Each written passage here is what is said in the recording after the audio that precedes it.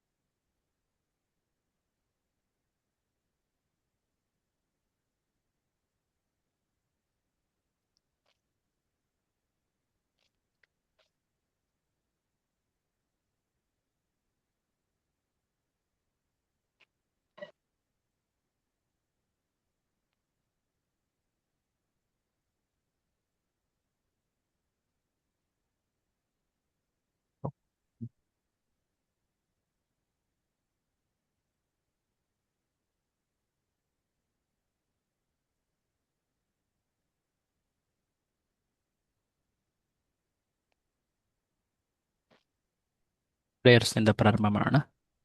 ಓಂ ಅಜ್ಞಾನತಿಮಿರಾಂಧಸ್ಯ ಜ್ಞಾನಾಂಜನಶಲಾಖಯಾ ಚಕ್ಷುರುನ್ಮೀಲಿತಂ ಯೇನ ತಸ್ಮೈ ಶ್ರೀಗುರವೇ ನಮಃ. ಶ್ರೀಚೈತನ್ಯಮನೋಭೀಷ್ಟಂ ಸ್ಥಾಪಿತಂ ಯೇನ ಭೂತಲೆ ಸ್ವಯಂ ರೂಪಕದಾ ಮಹ್ಯಂ ದದಾತಿ ಸ್ವಪದಾಂತಿಕಂ. ವಂದೇಹಂ ಶ್ರೀಗುರೋ ಶ್ರೀಯುತಪದಕಮಲಂ ಶ್ರೀಗುರೂನ್ ವೈಷ್ಣವಾಂಶ್ಚ. ಶ್ರೀರೂಪಂ ಸ ಅಗ್ರಜಾತಂ ಸಹಗಣ ರಘುನಾಥಾನ್ವಿತಂ ತಾಂ ಸಜೀವಂ ಸಾದ್ವೈತಂ ಸಾವಧೂತಂ ಪರಿಜನಸಹಿತಂ ಕೃಷ್ಣಚೈತನ್ಯದೇವಂ ಶ್ರೀರಾಧಾಕೃಷ್ಣಪಾದಾನ್ ಸಹಗಣಲಲಿತಾ ಶ್ರೀವಿಶಾಖಾನ್ವಿತಾಂಶ್ಚ. ನಮಃ ಓಂ ವಿಷ್ಣುಪಾದಾಯ ಕೃಷ್ಣಪ್ರೇಷ್ಠಾಯ ಭೂತಲೆ ಶ್ರೀಮತೆ ಭಕ್ತಿವೇದಾಂತಸ್ವಾಮಿನ್ನಿತಿ ನಾಮಿನೆ. ನಮಸ್ತೆ ಸಾರಸ್ವತೆ ದೇವೆ ಗೌರವಾಣಿ ಪ್ರಚಾರಿಣೆ ನಿರ್ವಿಶೇಷಶೂನ್ಯವಾದಿ ಪಾಶ್ಚಾತ್ಯದೇಶತಾರಿಣೆ. ನಮೋ ಮಹಾವದಾನ್ಯಾಯ ಕೃಷ್ಣಪ್ರೇಮಪ್ರದಾಯತೆ ಕೃಷ್ಣಾಯ ಕೃಷ್ಣಚೈತನ್ಯನಾಮ್ನೇ ಗೌರತ್ವಿಷೇ ನಮಃ. ಹೇ ಕೃಷ್ಣ ಕರುಣಾ ಸಿಂಧೋ ದೀನಬಂಧೋ ಜಗತ್ಪತೆ ಗೋಪೇಶ ಗೋಪಿಕಾ ಕಾಂತ ರಾಧಾ ಕಾಂತ ನಮೋಸ್ತುತೆ. ತಪ್ತ ಕಾಂಚನ ಗೌರಾಂಗಿ ರಾಧೆ ವೃಂದಾವನೇಶ್ವರಿ ವೃಷಭಾನುಸುತೆ ದೇವಿ ಪ್ರಣಮಾಮಿ ಹರಿಪ್ರಿಯೆ. ವಾಂಛಾಕಲ್ಪತರುಭ್ಯಶ್ಚ ಕೃಪಾ ಸಿಂಧುಭ್ಯ ಏವ ಚ ಪತಿತಾನಾಂ ಪಾವನೇಭ್ಯೋ ವೈಷ್ಣವೇಭ್ಯೋ ನಮೋ ನಮಃ.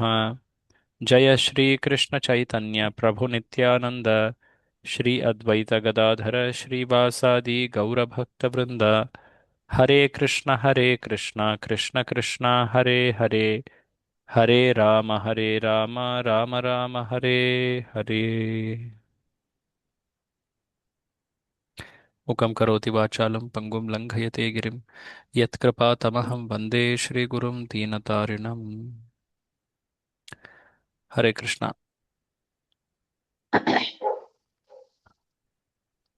ಪ್ರಾರ್ಥನೆ ಮತ್ತೆ ಮಂತ್ರವೊಂದನ್ನು ಪಠಣೆ. ಓಂ ಪೂರ್ಣಮದಃ ಪೂರ್ಣಮಿದಂ ಪೂರ್ಣಾತ್ ಪೂರ್ಣಮುದಚ್ಯತೆ पूर्णमुदच्यते ಪೂರ್ಣಸ್ಯ पूर्णस्य ಪೂರ್ಣಮಾದಾಯ पूर्णमादाय ಪೂರ್ಣಮೇವಾವಶಿಷ್ಯತೆ. ಈಶಾವಾಸ್ಯಮಿದಂ ईशावास्यमिदं ಸರ್ವಂ सर्वं ಯತ್ಕಿಂಚ ಜಗತ್ಯಾಂ यच्चगत्यां ಜಗತ್ जगत् ತೇನ तेन ತ್ಯಕ್ತೇನ तत्तेन ಭುಂಜೀಥ ಮಾ भुञ्जीथाः ಗೃಧಃ ಕಸ್ಯ ಸ್ವಿद्धನಂ. ಹರೇ ಕೃಷ್ಣ. ಈಶೋಪನಿಷತ್ತಿನ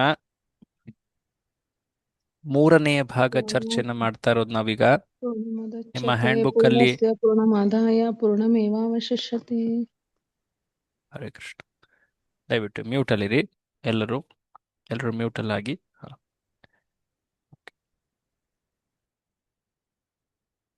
ಸೊ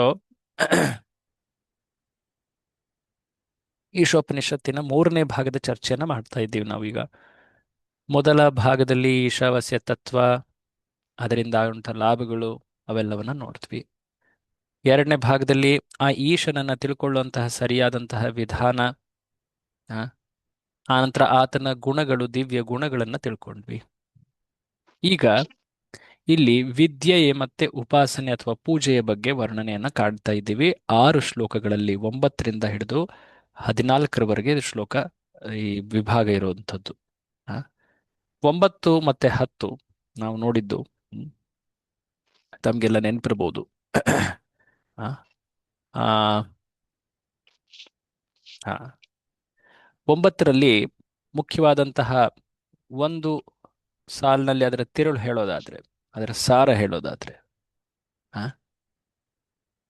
ಅವಿದ್ಯೆಗಿಂತ ವಿದ್ಯೆ ಹೆಚ್ಚು ಅಪಾಯಕಾರಿ ಅಂತ ಶ್ಲೋಕ ಅರ್ಥದಲ್ಲಿ ಹೇಳುತ್ತೆ. ಅಲ್ಲಿ ಅವಿದ್ಯೆ ಅಂದ್ರೆ ಏನು ಮತ್ತೆ ವಿದ್ಯೆ ಅಂದ್ರೆ ಏನು ಅನ್ನೋದನ್ನ ನಾವು ಸರಿಯಾಗಿ ನೋಡ್ಕೋಬೇಕು. ಅವಿದ್ಯೆ ಅಂದ್ರೆ ಅಲ್ಲಿ ನಾಸ್ತಿಕ ಜ್ಞಾನ, ಆ, ಅಜ್ಞಾನ ಅಂತ ಅದಕ್ಕೆ ಹೆಸರು ಸರಳವಾಗಿ. ವಿದ್ಯೆ ಅಂದ್ರೆ ಇಲ್ಲಿ ಹುಸಿ ಜ್ಞಾನ, ತಪ್ಪು ಜ್ಞಾನ, ಜ್ಞಾನ ಅಂತ ಕರೆಯಲ್ಪಡೋದು ಆದರೆ ಅದು ನಿಜವಾಗಿಯೂ ಜ್ಞಾನ ಅಲ್ಲ, ತಪ್ಪು ಜ್ಞಾನ. ಸೊ ವ್ಯಕ್ತಿ ತಪ್ಪು ಜ್ಞಾನ ಪಡೆದ್ರೆ ಯಾವುದೇ ಒಂದು ವಿಷಯದ ಬಗ್ಗೆ, ಅದು ಅಜ್ಞಾನಕ್ಕಿಂತ ಹೆಚ್ಚು ಅಪಾಯಕಾರಿ ಅಲ್ವೇ? ಸೊ ಆ ನಿಟ್ಟಿನಲ್ಲಿ ಈ ಶ್ಲೋಕದಲ್ಲಿ ಹೇಳಿರುವಂತಹ ಮಾತು ಏನದು? ಅವಿದ್ಯೆಗಿಂತ ವಿದ್ಯೆ ಹೆಚ್ಚು ಅಪಾಯಕಾರಿ. ಇದನ್ನು ನಾವು ಹಾಗೆ ತಿಳ್ಕೊಳ್ಬೇಕು. ಪ್ರಭುಪಾದರು ಅವಿದ್ಯೆನ ನಾಸ್ತಿಕ ಜ್ಞಾನ ಅಂತ ಹೇಳಿದ್ರು, ವಿದ್ಯೆಯನ್ನ ಆ, ಆಧುನಿಕ ತಪ್ಪು ನಾಸ್ತಿಕ ಜ್ಞಾನ. ಶಿಕ್ಷಣ, ವೇದವಾದರತ ಅಥವಾ ಕರ್ಮಕಾಂಡ ಜ್ಞಾನ, ನಂತರ ಮಾಯಾವಾದ, ಮಾಯೆಯ ಅಪಹೃತ ಜ್ಞಾನ, ಅದನ್ನು ಕೂಡ ಅದರಲ್ಲಿ ವರ್ಣನೆ ಮಾಡ್ತಾರೆ. ಇದನ್ನ ನಾವು ಮಂತ್ರ 9ರಲ್ಲಿ ನೋಡಿದ್ವಿ. ಇದಾದ ಮೇಲೆ ಬಂದಂಥದ್ದು ಮಂತ್ರ 10. ಮಂತ್ರ 10ರಲ್ಲಿ ಸರಳವಾಗಿ ಹೇಳೋದಾದ್ರೆ, ಅವಿದ್ಯೆಯ ಫಲ ಒಂದಾದ್ರೆ ವಿದ್ಯೆಯ ಫಲ ಇನ್ನೊಂದಾಗಿರುತ್ತೆ. ಹಾಗಾಗಿ ವ್ಯಕ್ತಿ ಧೀರನಿಂದ ವಿದ್ಯೆಯನ್ನ ಕಲಿಬೇಕು ಅಲ್ವಾ? ಇದೇ ಅಲ್ವಾ ಮಾತಲ್ಲಿದ್ದಿದ್ದು. ಹೌದು ಬಿಡು. ಸೊ ಅವಿದ್ಯೆ ಅಂದ್ರೆ ಇಲ್ಲಿ ಎಲ್ಲ ರೀತಿಯ ಅಜ್ಞಾನಗಳು ಆ? ತಪ್ಪು ಜ್ಞಾನ, ಅಜ್ಞಾನ, ಅಥವಾ ಹಿಂದಿನ ಶ್ಲೋಕದಲ್ಲಿ ಏನೆಲ್ಲ ಚರ್ಚೆ ಆಗಿತ್ತಲ್ಲ ಅದೆಲ್ಲವೂ ಸೇರಿಸಿ ಅವಿದ್ಯೆ ಅನ್ನೋ ಒಂದು ಬಾಕ್ಸ್ ನಲ್ಲಿ ಈಗ ಇಡ್ತಾ ಇದ್ದಾರೆ. ಹ್ಮ್. ಭೌತಿಕ ಜ್ಞಾನ. ವಿದ್ಯೆ ಅಂದ್ರೆ ಇಲ್ಲಿ ಆಧ್ಯಾತ್ಮಿಕ ಜ್ಞಾನ. ಆಧ್ಯಾತ್ಮಿಕ ಜ್ಞಾನ. ಸೊ ಅವಿದ್ಯೆಯ ಲಕ್ಷಣ ಏನಾಗಿರುತ್ತೆ, ಅವಿದ್ಯೆಯ ಪರಿಣಾಮ ಏನಾಗಿರುತ್ತೆ ಅಂತ ಹೇಳಿದ್ರು ಹಿಂದಿನ ಶ್ಲೋಕದಲ್ಲಿ.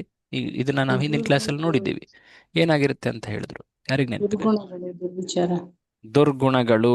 ಕರೆಕ್ಟ್. ಹ್ಮ್. ವಿದ್ಯೆಯ ಪರಿಣಾಮ ಏನಾಗಿರುತ್ತೆ, ಫಲ ಏನಾಗಿರುತ್ತೆ? ಸದ್ಗುಣಗಳು ಇರ್ತದೆ. ಸದ್ಗುಣಗಳಾಗಿರ್ತದೆ. ಸೊ ಇದನ್ನ ನಾವಲ್ಲಿ ತಿಳ್ಕೊಂಡ್ವಿ.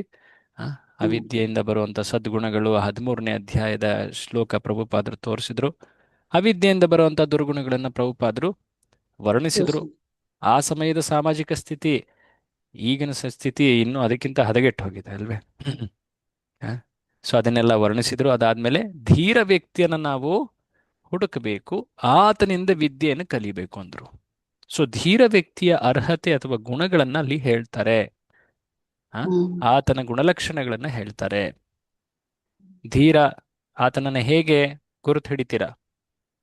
ನಿಮಗೆ ಪ್ರಶ್ನೆ ಇದೆ ಅಲ್ವಾ ಇದು?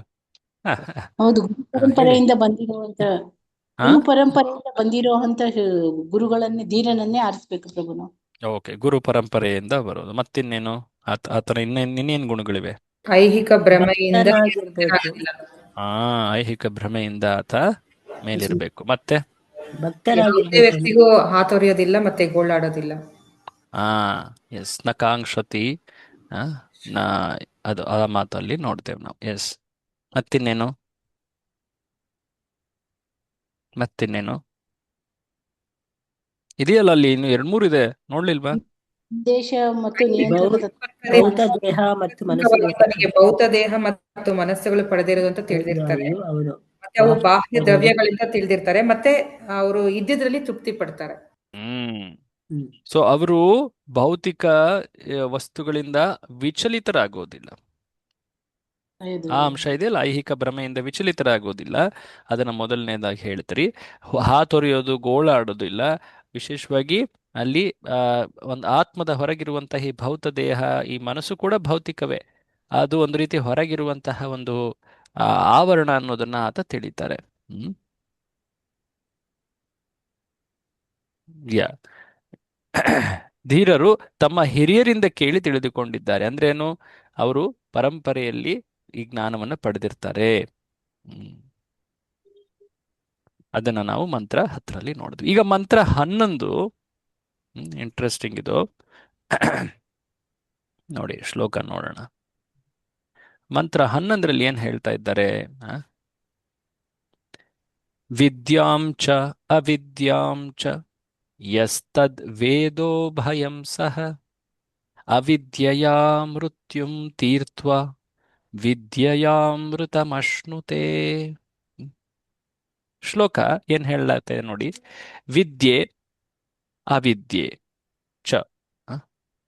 ಆ, ಒಂದು ನಿಮಿಷ, ಏನೋ ಒಂದು ಅರ್ಜೆಂಟ್ ಮೆಸೇಜ್ ಬಂದಿದೆ, ಅರ್ಜೆಂಟ್ ಕಾಲ್ ಮಾಡ್ಬೇಕಂತೆ. ಒಂದೆರಡು ನಿಮಿಷ ಕಾಯಿರಿ. ಹರೇ ಕೃಷ್ಣ. ಓಕೆ. ಹ್ಮ್.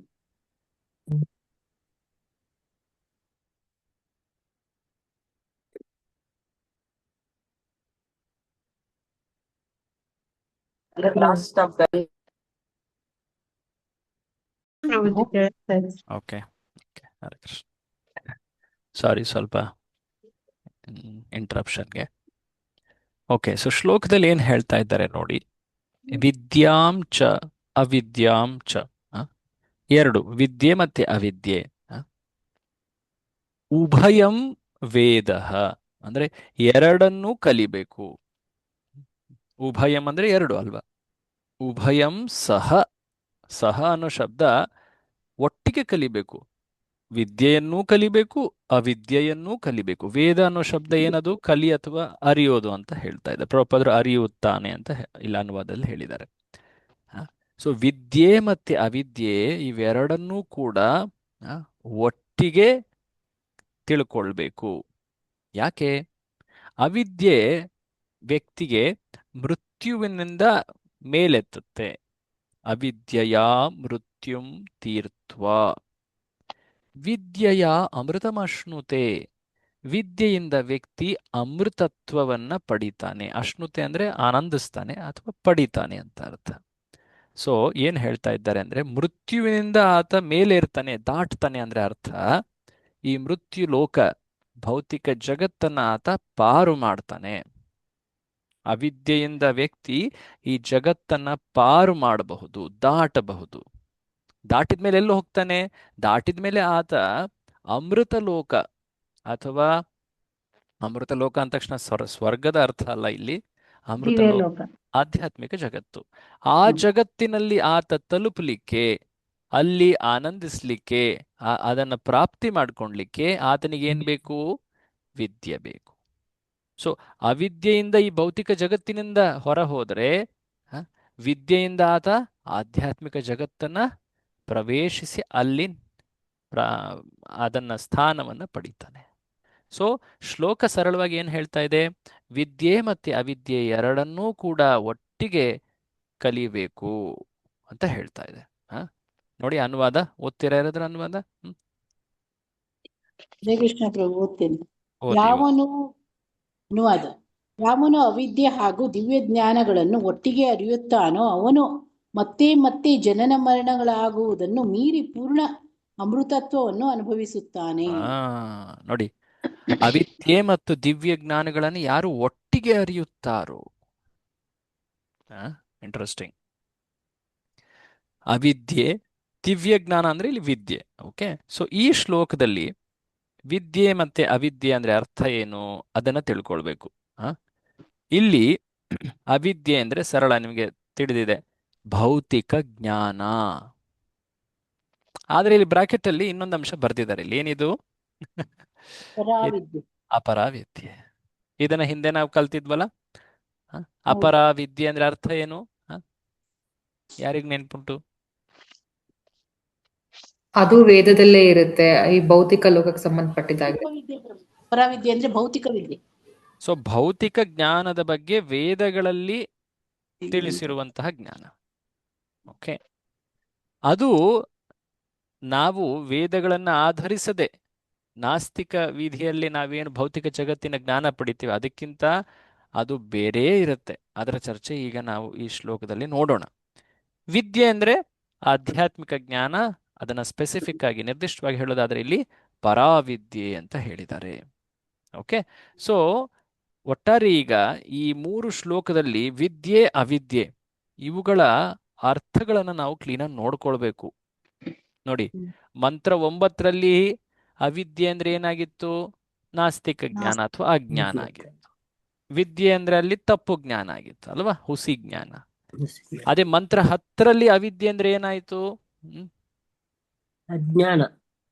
ಅಜ್ಞಾನ ಆಯ್ತು. ಅಜ್ಞಾನ, ಅದನ್ನ ಸ್ಪೆಸಿಫಿಕಲಿ ಸಮಸ್ತ ಅಜ್ಞಾನ ಅಂತ ಹೇಳಿದ್ದಾರೆ. ಸಮಸ್ತ ಯಾಕೆಂದ್ರೆ ಅಜ್ಞಾನ. ಹಿಂದಿನ ಶ್ಲೋಕದಲ್ಲಿ ಅವಿದ್ಯೆ ಮತ್ತೆ ವಿದ್ಯೆ ಏನಿತ್ತು ಅವೆರಡನ್ನೂ ಕೂಡ ಮಂತ್ರ 10ರಲ್ಲಿ ಅವಿದ್ಯೆ ಅಂತ ಹೇಳಿದ್ದಾರೆ. ಇದನ್ನ ನೆನಪಿಟ್ಕೊಳ್ಬೇಕು.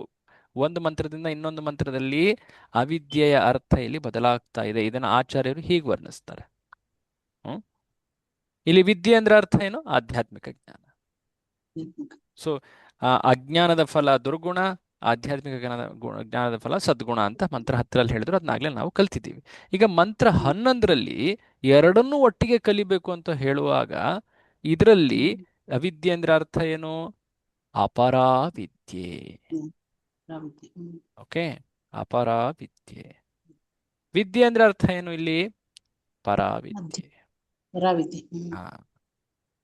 ಸೊ ಅವಿದ್ಯೆ ಕಲಿಬೇಕು ಅಂತ ಅಂದ ತಕ್ಷಣ ಭೌತಿಕ ಕಾರ್ಯಗಳಲ್ಲಿ ಎಲ್ಲದರಲ್ಲೂ ಕೂಡ ನಾನು ತೊಡಗಬಹುದು. ನೋಡು, ವೇದ ಹೇಳ್ತಾ ಇದೆ, ಏನೇ ನಿಯಮ ಪಾಲನೆ ಮಾಡೋದು ಬೇಕಿಲ್ಲ. ಆ ರೀತಿ ಅರ್ಥ ಅಲ್ಲ ಇಲ್ಲಿ. ವೇದಗಳಲ್ಲಿ ಹೇಗೆ ಈ ಜಗತ್ತಿನಲ್ಲಿ ನಾವು ಕಾರ್ಯ ಮಾಡಬೇಕು ಅಂತ ಹೇಳಿದಾರೋ, ಈ ಜಗತ್ತಿನ ಕುರಿತಾದಂತಹ ಜ್ಞಾನವನ್ನ ಹೇಳುತ್ತೋ, ಆ ರೀತಿ ಆ ನಿಯಮಗಳನ್ನ ಪಾಲಿಸ್ತಾ ಈ ಜಗತ್ತನ್ನ ತಿಳ್ಕೊಳ್ಳೋದು, ಅದು ಅವಿದ್ಯೆ. ಓಕೆ. ಸೊ ಒಂದೊಂದು ಶ್ಲೋಕದಲ್ಲಿ ಅರ್ಥಗಳು ಬದಲಾಗ್ತದೆ. ಕೆಲವೊಮ್ಮೆ ಜನ ಇದನ್ನ ತಿಳಿದೆ, ಏನಿದು ಒಂದು ಶ್ಲೋಕದಲ್ಲಿ ಅವಿದ್ಯೆ ಕತ್ಲಿಗೆ ಹಾಕತ್ತೆ, ವಿದ್ಯೆ ಇನ್ನೂ ಕತ್ಲಿಗೆ ಹಾಕತ್ತೆ ಅಂತ ಹೇಳ್ತಾರೆ. ಆಮೇಲೆ ಅವಿದ್ಯೆಯಿಂದ ಬೇರೆ ಫಲ, ವಿದ್ಯೆಯಿಂದ ಬೇರೆ ಫಲ ಅಂತಾರೆ. ಕೊನೆಗೆ ಏನ್ ಹೇಳಿದ್ರು? ಎರಡನ್ನೂ ಕಲಿ ಅಂತ ಹೇಳಿದ್ರು. ಏನಿದು, ಏನ್ ಹೇಳ್ತಾ ಇದೆ ಉಪನಿಷತ್ತು ಅನ್ನೋದನ್ನ ಜನ ಸಾಮಾನ್ಯವಾಗಿ ಕೇವಲ ಶ್ಲೋಕ ನೋಡಿದ್ರೆ ತಿಳಿಯೋದಿಲ್ಲ. ಅದಕ್ಕೆ ಆಚಾರ್ಯರು ಅಥವಾ ಗುರುಗಳ ತಾತ್ಪರ್ಯ ಅಥವಾ ಭಾವಾರ್ಥಗಳು ಬೇಕು. ಆಗ ಇದನ್ನ ಸರಿಯಾಗಿ ನಾವು ತಿಳ್ಕೊಳ್ಲಿಕ್ಕೆ ಸಾಧ್ಯ. ಓಕೆ, ಮಂತ್ರ 11 ಓದೋಣವಾ? ಪುಸ್ತಕ ಓಪನ್ ಮಾಡ್ಕೊಳ್ಳಿ. ಮಂತ್ರ 11. ಸೊ ಮಂತ್ರ 11ರಲ್ಲಿ ಭಗವಂತ ಈ ಉಪನಿಷತ್ತಿನ ಮಂತ್ರದಲ್ಲಿ ಏನ್ ಹೇಳಿದ್ದಾರೆ? ವಿದ್ಯೆ ಮತ್ತೆ ಅವಿದ್ಯೆ ಎರಡನ್ನೂ ಕೂಡ ಒಟ್ಟಾಗಿ ತಿಳಿ. ಅವಿದ್ಯೆಯಿಂದ ಏನು ಲಾಭ ಪಡಿತೀವಿ ನಾವು? ಅಪರಾವಿದ್ಯೆಯಿಂದ ಏನು ಲಾಭವನ್ನ ಪಡಿತೀವಿ? ಶ್ಲೋಕದಲ್ಲಿ ಹೇಳಿರೋದು ಜನನ ಮರಣ ಮೃತ್ಯು. ನೋಡಿ, ಇಲ್ಲಿ ಶಬ್ದ ಇದೆ, ಮೃತ್ಯು ತೀರ್ಥ್ವ ಅಂತ. ಜನನ ಮರಣಗಳಾಗುವುದನ್ನು ಮೀರೋದು ಅಂದ್ರೆ ಈ ಸಂಸಾರವನ್ನ ಮೀರೋದು, ದಾಟೋದು. ದಿವ್ಯ ಜ್ಞಾನ ಅಥವಾ ಪರಾವಿದ್ಯೆಯ ಲಾಭ ಏನಾಗಿರುತ್ತೆ? ಅಮೃತತ್ವ ಅನುಭವಿಸೋದು. ಸೊ ಅಲ್ಲೇ ಇದೆ ಸರಳವಾದಂತ ಅಂಶ. ಜಸ್ಟ್ ನಾನು ನಿಮ್ಗೆ ಅದನ್ನ ಸ್ಪಷ್ಟವಾಗಿ ಪಾಯಿಂಟ್ ಔಟ್ ಮಾಡಿ ತೋರಿಸ್ತಾ ಇದ್ದೀನಿ. ಸೊ ಪ್ರಭುಪಾದರು ಭಾವಾರ್ಥದಲ್ಲಿ ವಿಶೇಷವಾಗಿ ಅವರು ಹೇಗೆ ವರ್ಣಿಸ್ತಾರೆ ಅಂದ್ರೆ, ಈ ಜಗತ್ನಲ್ಲಿ 4 ಬಹಳ ಮುಖ್ಯವಾದಂತಹ ಸಮಸ್ಯೆಗಳಿವೆ. ಇದನ್ನು ನಾವು ಹಿಂದಿನ ಶ್ಲೋಕದಲ್ಲೂ ನೋಡಿದ್ವಿ. ಯಾರು ಈ ಅಂಶಗಳನ್ನ, ಈ ಜಗತ್ತಿನ ದೋಷ ಅಥವಾ ಸಮಸ್ಯೆ ಅಂತ ತಿಳಿತಾರೋ ಅವರು ಜ್ಞಾನಿಗಳು ಅಂತ ಕೃಷ್ಣ ಹೇಳಿದ. ಯಾವ್ದದು ಗೊತ್ತಾ? ನೆನಪಿದೆಯಾ? ರೋಗ, ಮುಪ್ಪು, ಸಾವು. ಹಾ, ಕರೆಕ್ಟ್. ಯಾವುದೇ ನಂಬರ್ ಏನದು ಮಾತಾಜಿ ಅವರೇ ಹೇಳ್ತೀರಾ? 18 ಐಟಮ್ಸ್ ಇದಾವಲ್ಲ, ಅದರಲ್ಲಿ ಎಷ್ಟನೇದದು? ನೋಡಿ, ಹಿಂದಿನ ಶ್ಲೋಕದಲ್ಲಿ 18 ಜ್ಞಾನದ ಅಂಶಗಳು ಬರ್ದಿದ್ವಲ್ಲ. ನೋಡಿ, ವಿದ್ಯೆಯ ಅಂಶಗಳು ನೋಡಿ ನೋಡಿ, ನಿಮ್ಮ ಪುಸ್ತಕದಲ್ಲಿ ಇದೆಯಲ್ಲ. 13. 13. ಆಧ್ಯಾತ್ಮಿಕ ಸ್ವರೂಪವನ್ನು ಮತ್ತೆ ಪಡೆಯುವ ಸಾಧನೋಪಾಯಗಳನ್ನು ಕಂಡುಕೊಳ್ಳುವುದು ಉತ್ತಮ. 12 ಅಂತ ತೋರಿಸ್ತಾ ಇದೆಯಲ್ಲ ಇಲ್ಲಿ. 12 ಅಲ್ವಾ? 13 ಅಂದ್ರೆ ಬೇರೆ 12 ಅಲ್ವಾ? ಭೌತ ಶರೀರದವರೆಗೆ ಮತ್ತೆ ಮತ್ತೆ ಹುಟ್ಟು, ಮುಪ್ಪು, ನಾವು ದುಃಖ ಎದುರಿಸಬೇಕಾಗುತ್ತೆ. ಯೋಜನೆ. 12 ಕರೆಕ್ಟ್ ಆಗಿದೆ. 12 ಕರೆಕ್ಟಾ? ಓಕೆ. ಸೊ ಇದರಲ್ಲಿ ಮುಪ್ಪು ಅಥವಾ ಮೃತ್ಯು, ಸಾವು ಇಲ್ಲಿದೆ ನೋಡಿ. ಸಾವು, ಹುಟ್ಟು, ಮುಪ್ಪು, ಸಾವು. ಅಫ್ಕೋರ್ಸ್ ಅಲ್ಲಿ ರೋಗ ಕೂಡ ಒಂದು ಬರುತ್ತೆ, ಅದನ್ನ ಇಲ್ಲಿ ಬರ್ದಿಲ್ಲ.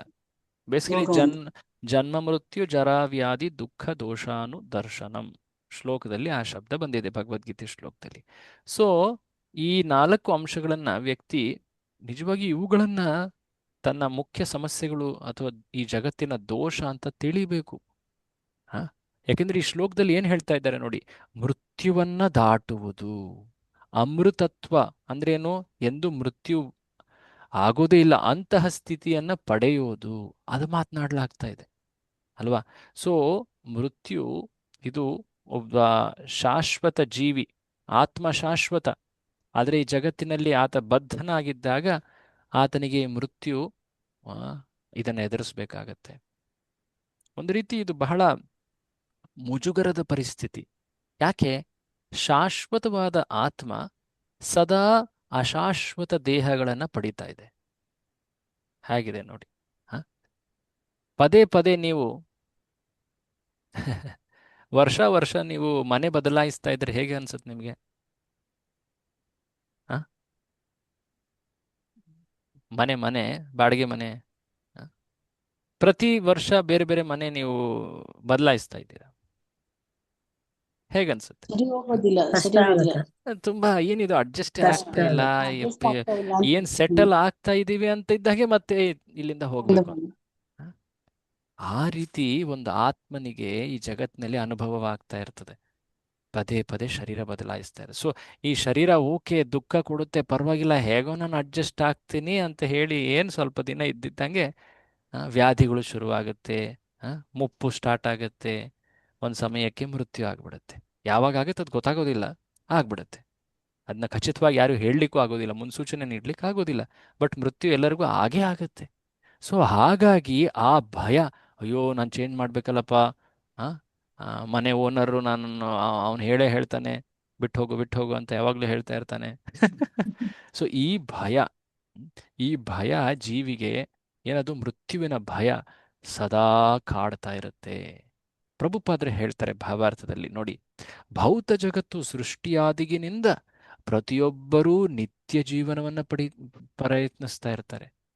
ಎಲ್ಲರೂ ಕೂಡ ಶಾಶ್ವತ ಕಾಲ ಒಂದೇ ಸ್ಥಿತಿಯಲ್ಲಿ ಇರ್ಲಿಕ್ಕೆ ಬಯಸ್ತಾರೆ. ಬಟ್ ಪ್ರಕೃತಿ ಅಥವಾ ಜಗತ್ತು ಹೇಗಿದೆ ನೋಡಿ, ಪ್ರಕೃತಿ ನಿಯಮ ಎಷ್ಟು ಕ್ರೂರವಾಗಿದೆ ಎಂದರೆ ಮೃತ್ಯುವಿನ ಪಾಶದಿಂದ ಬಿಡಿಸಿಕೊಳ್ಳಲು ಯಾರಿಗೂ ಸಾಧ್ಯವಿಲ್ಲ, ಯಾರಿಗೂ ಸಾಧ್ಯ ಇಲ್ಲ. ಸೊ ಸಾಯ್ಲಿಕ್ಕೆ ಯಾರು ಬಯಸೋದಿಲ್ಲ, ಬಟ್ ಅದನ್ನ ಯಾರು ತಡಿಲಿಕ್ಕಾಗೋದಿಲ್ಲ. ಹೇಗಿದೆ ಪರಿಸ್ಥಿತಿ.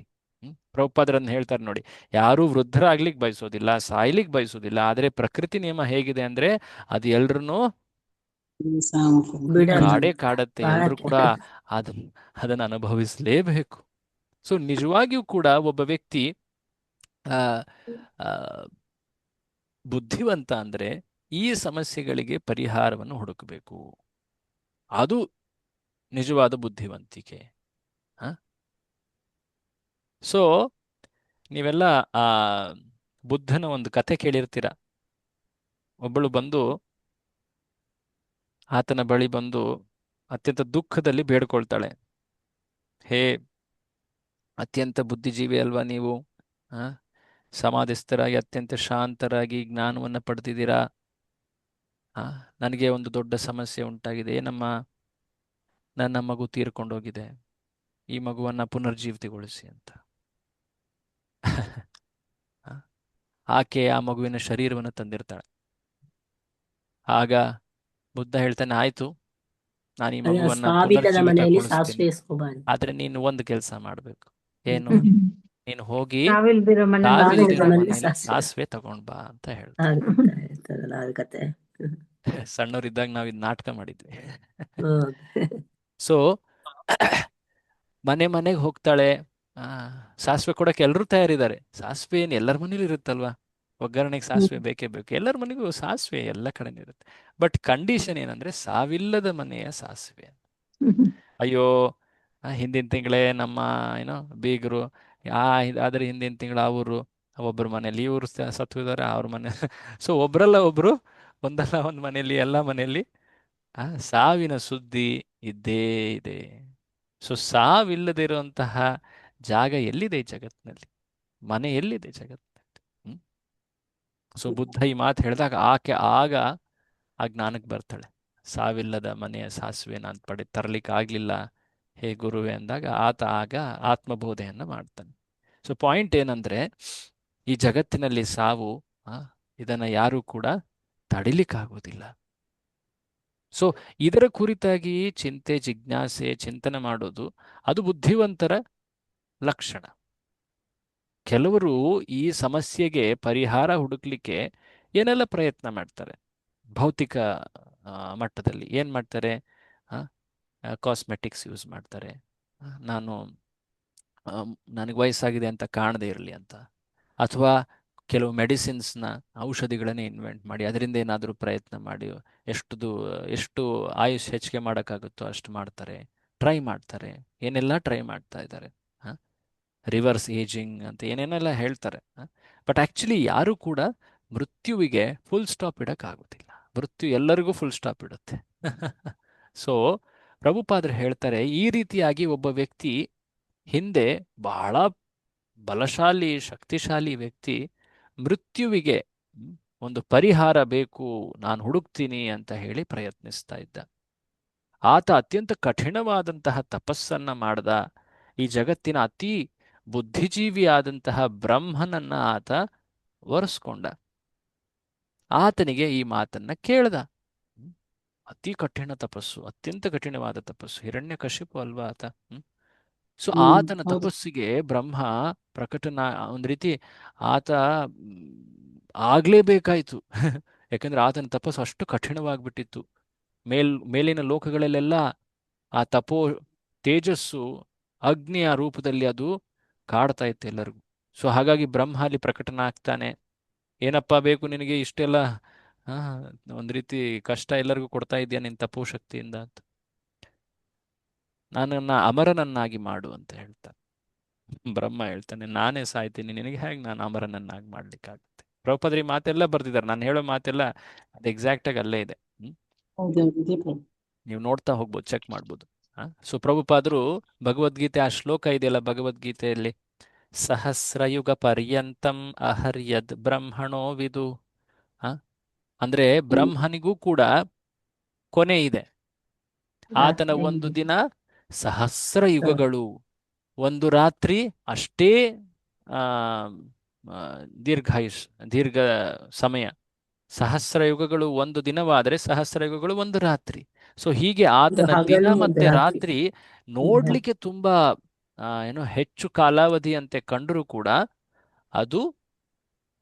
ಅವನಿಗೆ ಜೀವಿತಾವಧಿ ಎಷ್ಟು? 100 ವರ್ಷ. ಈಗ ನೋಡಿ, ಕೆಲವೊಮ್ಮೆ ನಾವು ಗಮನಿಸ್ತೀವಿ ಏನಂತ, ಕೆಲವು ಜೀವಿಗಳು ಕೇವಲ ಕೆಲ ವರ್ಷಗಳು ಮಾತ್ರ ಬದುಕ್ತವೆ, ಕೆಲವು ಜೀವಿಗಳು ಕೇವಲ ಕೆಲವು ತಿಂಗಳು ಅಥವಾ ಕೆಲವು ದಿನ, ಕೆಲವೊಂದು ಜೀವಿಗಳಂತೂ ಕೇವಲ ಕೆಲ ಗಂಟೆಗಳು ಮಾತ್ರ ಬದುಕ್ತವೆ. ಕೆಲವೊಂದು ಕೀಟಗಳಿರ್ತವೆ, ವಿಶೇಷವಾಗಿ ಮಳೆಗಾಲದಲ್ಲಿ ಸಂಜೆ ಹೊತ್ತು ಅವುಗಳು ಹುಟ್ಟುತ್ತವೆ, ಆನಂತರ ದಿನ ಪೂರ್ತಿ ಏನೆಲ್ಲ ಮಾಡ್ತವೆ, ರಾತ್ರಿ ಹೊತ್ತು ಆ ಟ್ಯೂಬ್ಲೈಟ್ ಹತ್ರ ಅಂತೆಲ್ಲ ಮಾಡ್ತವೆ, ಬೆಳಿಗ್ಗೆ ಎದ್ದು ನೋಡಿದ್ರೆ ಎಲ್ಲಿ ಬಿದ್ದಿರ್ತವೆ? ಕೆಳಗಡೆ. ಸೊ ಪಾಯಿಂಟ್ ಏನು ಅಂದ್ರೆ, ಆ ಜೀವಿಗಳಿಗೂ ಕೂಡ ಒಂದು ಆಯುಷ್ಯ ಇದೆ, ಮನುಷ್ಯನಿಗೂ ಆಯುಷ್ಯ ಇದೆ. ಆ ಜೀವಿಗಳ ಲೆಕ್ಕದಲ್ಲಿ ಮನುಷ್ಯನ ಆಯುಷ್ಯ ಎಷ್ಟು ದೊಡ್ಡದಾಗಿ ಕಾಣುತ್ತೆ, ಹೌದ್ ತಾನೆ? ಆ ಸಣ್ಣ ಕೀಟಗಳ ಲೆಕ್ಕದಲ್ಲಿ, ಹೌದಲ್ವಾ? ಸೊ ಹಾಗೆ ಈಗ ನಮ್ಮ ಲೆಕ್ಕದಲ್ಲಿ ಬ್ರಹ್ಮನ ಸಮಯ ಅತಿ ದೀರ್ಘವಾಗಿ ಕಾಣಬಹುದು, ಬಟ್ ಬ್ರಹ್ಮನಿಗೂ ಕೂಡ ಮೃತ್ಯು ಇದೆಯೋ ಇಲ್ವೋ? ಇದೆ. ಸೊ ನಾವು ನಮ್ಮ ಲೆಕ್ಕಾಚಾರದಲ್ಲಿ ನೋಡಿದಾಗ ಆತ ಅತ್ಯಂತ ದೀರ್ಘ ಆಯುಷ್ಯನು ಅಂತ ಕಾಣಿಸುತ್ತೆ, ಬಟ್ ಆಕ್ಚುಲಿ ಅದೆಲ್ಲವೂ ಕೂಡ ಸಾಪೇಕ್ಷ. ಅಂದ್ರೇನು? ರಿಲೇಟಿವ್. ಹೇಗೆ ಒಂದು ಸಣ್ಣ ಕೀಟಕ್ಕೆ ಮನುಷ್ಯ ಜನ್ಮದ ಜೀವಿತಾವಧಿ ಅದು ಬ್ರಹ್ಮನಂತೆ ಕಾಣುತ್ತೆ, ಹೌದಲ್ವಾ? ಅದೇ ಮನುಷ್ಯನಿಗೆ ಬ್ರಹ್ಮನ ಜೀವಿತಾವಧಿ ಅತ್ಯಂತ ದೀರ್ಘವಾಗಿ ಕಾಣುತ್ತೆ. ಸೊ ವ್ಯಕ್ತಿ ಕೆಲವೊಮ್ಮೆ ನಾನು ದೇವತೆ ಆಗ್ತೀನಿ, ನಾನು ಬ್ರಹ್ಮನ ಆಗ್ತೀನಿ ಅಂತ ಪ್ರಯತ್ನಿಸ್ತಾನೆ, ಪುಣ್ಯ ಕಾರ್ಯಗಳನ್ನ, ಕರ್ಮಕಾಂಡ ಕಾರ್ಯಗಳನ್ನ ಮಾಡೋದ್ರಿಂದ. ಬಟ್ ಆಕ್ಚುಲಿ ಅದು ಕೂಡ ಅದು ಆತನ ಮೃತ್ಯು ಸಮಸ್ಯೆಗೆ ಪರಿಹಾರ ಅಲ್ಲ ಅನ್ನೋದನ್ನ ಆತ ತಿಳಿದಿರೋದಿಲ್ಲ. ಸೊ ನಿಜವಾಗಿಯೂ ಬುದ್ಧಿವಂತಿಕೆ ಅಂದ್ರೆ ಏನು?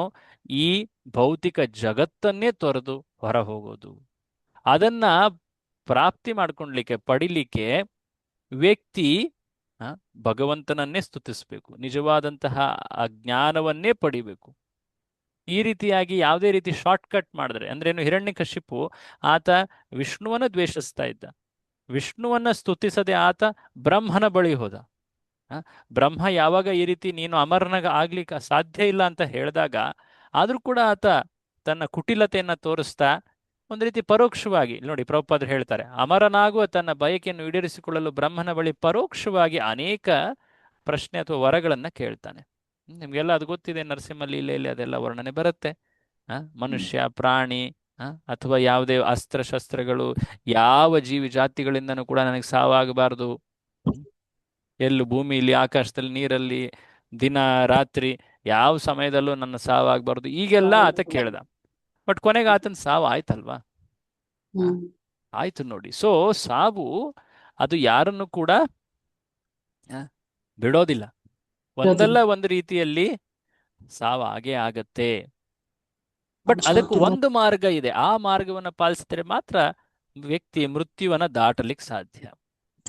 ಪ್ರಭುಪಾದರು ಇನ್ನೊಂದು ಲೆಕ್ಚರಲ್ಲಿ ಹೇಳ್ತಾರೆ, ಒಂದ್ಸಲ ವ್ಯಕ್ತಿಗೆ ಯೋಚನೆ ಬಂತಂತೆ. ಏನಂತ? ಓ, ಯಮರಾಜ, ಯಮದೂತರು ಇವರು ಬಂದು ಸಾವಿನ ಸಮಯದಲ್ಲಿ ಆತ್ಮವನ್ನ ಶರೀರದಿಂದ ಕಿತ್ಕೊಂಡು ಹೋಗ್ತಾರಲ್ವಾ? ಹಾಗಿದ್ರೆ ನಾನು ಏನ್ ಮಾಡ್ತೀನಿ? ನಾನು ನನ್ನ ಮೈ ಪೂರ್ತಿ ಹೇಸಿಗೆ, ಮಲ, ಲದ್ದಿ ಅದನ್ನ ಹಚ್ಕೊಂಡ್ಬಿಡ್ತೀನಿ. ಅವ್ರು ನಾನು ಬಂದು ಮುಟ್ಟೋದಿಲ್ಲ, ಯಾಕಂದ್ರೆ ಹೇಸಿಗೆ ಇರುವಂತ ಜಾಗದಲ್ಲಿ ಅವರೆಲ್ಲ ಬರೋದಿಲ್ಲ ಅಂತ. ಅಂತ ಹೇಳಿ ಆತ ಹಚ್ಕೊಂಡ. ಬಟ್ ಆದ್ರೂ ಕೂಡ ಅವನ್ ಸತ್ತ. ಈ ರೀತಿಯಾಗಿ ಜನ ಯೋಚಿಸಿದ್ರೆ ಮೂರ್ಖರೇ ಅವರು. ಇನ್ನೊಂದು ಕಡೆ ಪ್ರಭುಪಾದರು ಇನ್ನೊಂದು ಇದೆ ಹೇಳ್ತಾರೆ. ಆತ ಏನ್ ಮಾಡ್ದ? ತನ್ನಂತೆಯೇ ಇರುವಂತಹ ಒಂದು 8-9 ಗೊಂಬೆಗಳನ್ನ ಮಾಡ್ಬಿಟ್ಟ. ಅರ್ಥವಾಗ್ತಾ ಇದೆಯಾ? ಯಮರಾಜರು ಅಥವಾ ಯಮ ಬಂದು ಆತನ ಶರೀರದಿಂದ ಆತ್ಮವನ್ನು ಕಿತ್ಕೊಂಡು ಹೋಗ್ತಾರೆ ಅಂತ ಗೊತ್ತಾಗಿ ಏನ್ ಮಾಡ್ದ? ತನ್ನಂತೆ ಇರುವಂತಹ 8-9 ಗೊಂಬೆಗಳನ್ನ ಮಾಡ್ಬಿಟ್ಟ. ನಾನು ಯಮನಿಗೆ ಚಳ್ಳೆ ಹಣ್ಣು ತಿನ್ನಿಸ್ತೀನಿ ಅಂತ. ಬಟ್ ಯಮರಾಜ ಬರ್ತಾನೆ, ನೋಡ್ತಾನೆ, ಇಷ್ಟು ಬುದ್ಧಿವಂತಿಕೆ ಈತನಿಗೆ, ಓಹೋ ಓಹೋ. ಪ್ರತಿಯೊಂದನ್ನು ಗಮನಿಸ್ತಾ ಬಂದ್ಮೇಲೆ ಹೇಳ್ತಾನೆ, ಈ ಗೊಂಬೆ ಮಾಡೋನು ಇದರಲ್ಲಿ ಸರಿಯಾಗಿ ಮಾಡಿಲ್ಲ, ಇಲ್ಲಿ ನೋಡಿ, ಇಲ್ಲಿ ಸರಿಯಾಗಿ ಇದು ಮಾಡಿಲ್ಲ ಅಂತ ಹೇಳಿ ಸುಮ್ನೆ ಹಂಗೆ ಒಂದ್ ಮಾತು ಹೇಳ್ದ. ತಕ್ಷಣ ಅಲ್ಲಲ್ಲಿ ಹಂಗ್ಯಾಕೆ ಹೇಳ್ತೀರಾ, ನೋಡ್ ಪರ್ಫೆಕ್ಟ್ ಆಗಿ ಮಾಡಿದಾನೆ ಅಂತ. ಬಾ ಇಲ್ಲಿ ಅಂತ ಹೇಳಿ ಯಮ ಮತ್ತೆ ಯಮದೂತರು ಕರ್ಕೊಂಡು ಹೋದ್ರು. ಸೊ ಜಗತ್ನಲ್ಲಿ ಈ ರೀತಿಯಾಗಿ ಏನೇ ಒಂದು ಕುತಂತ್ರ ಮಾಡಿದ್ರು ಕೂಡ ಯಾವೂ ಫಲಿಸೋದಿಲ್ಲ. ಯಮನ ಮುಂದೆ, ಮೃತ್ಯುವಿನ ಮುಂದೆ ಎಲ್ಲರೂ ಕೂಡ ತಲೆಬಾಗಲೇಬೇಕು.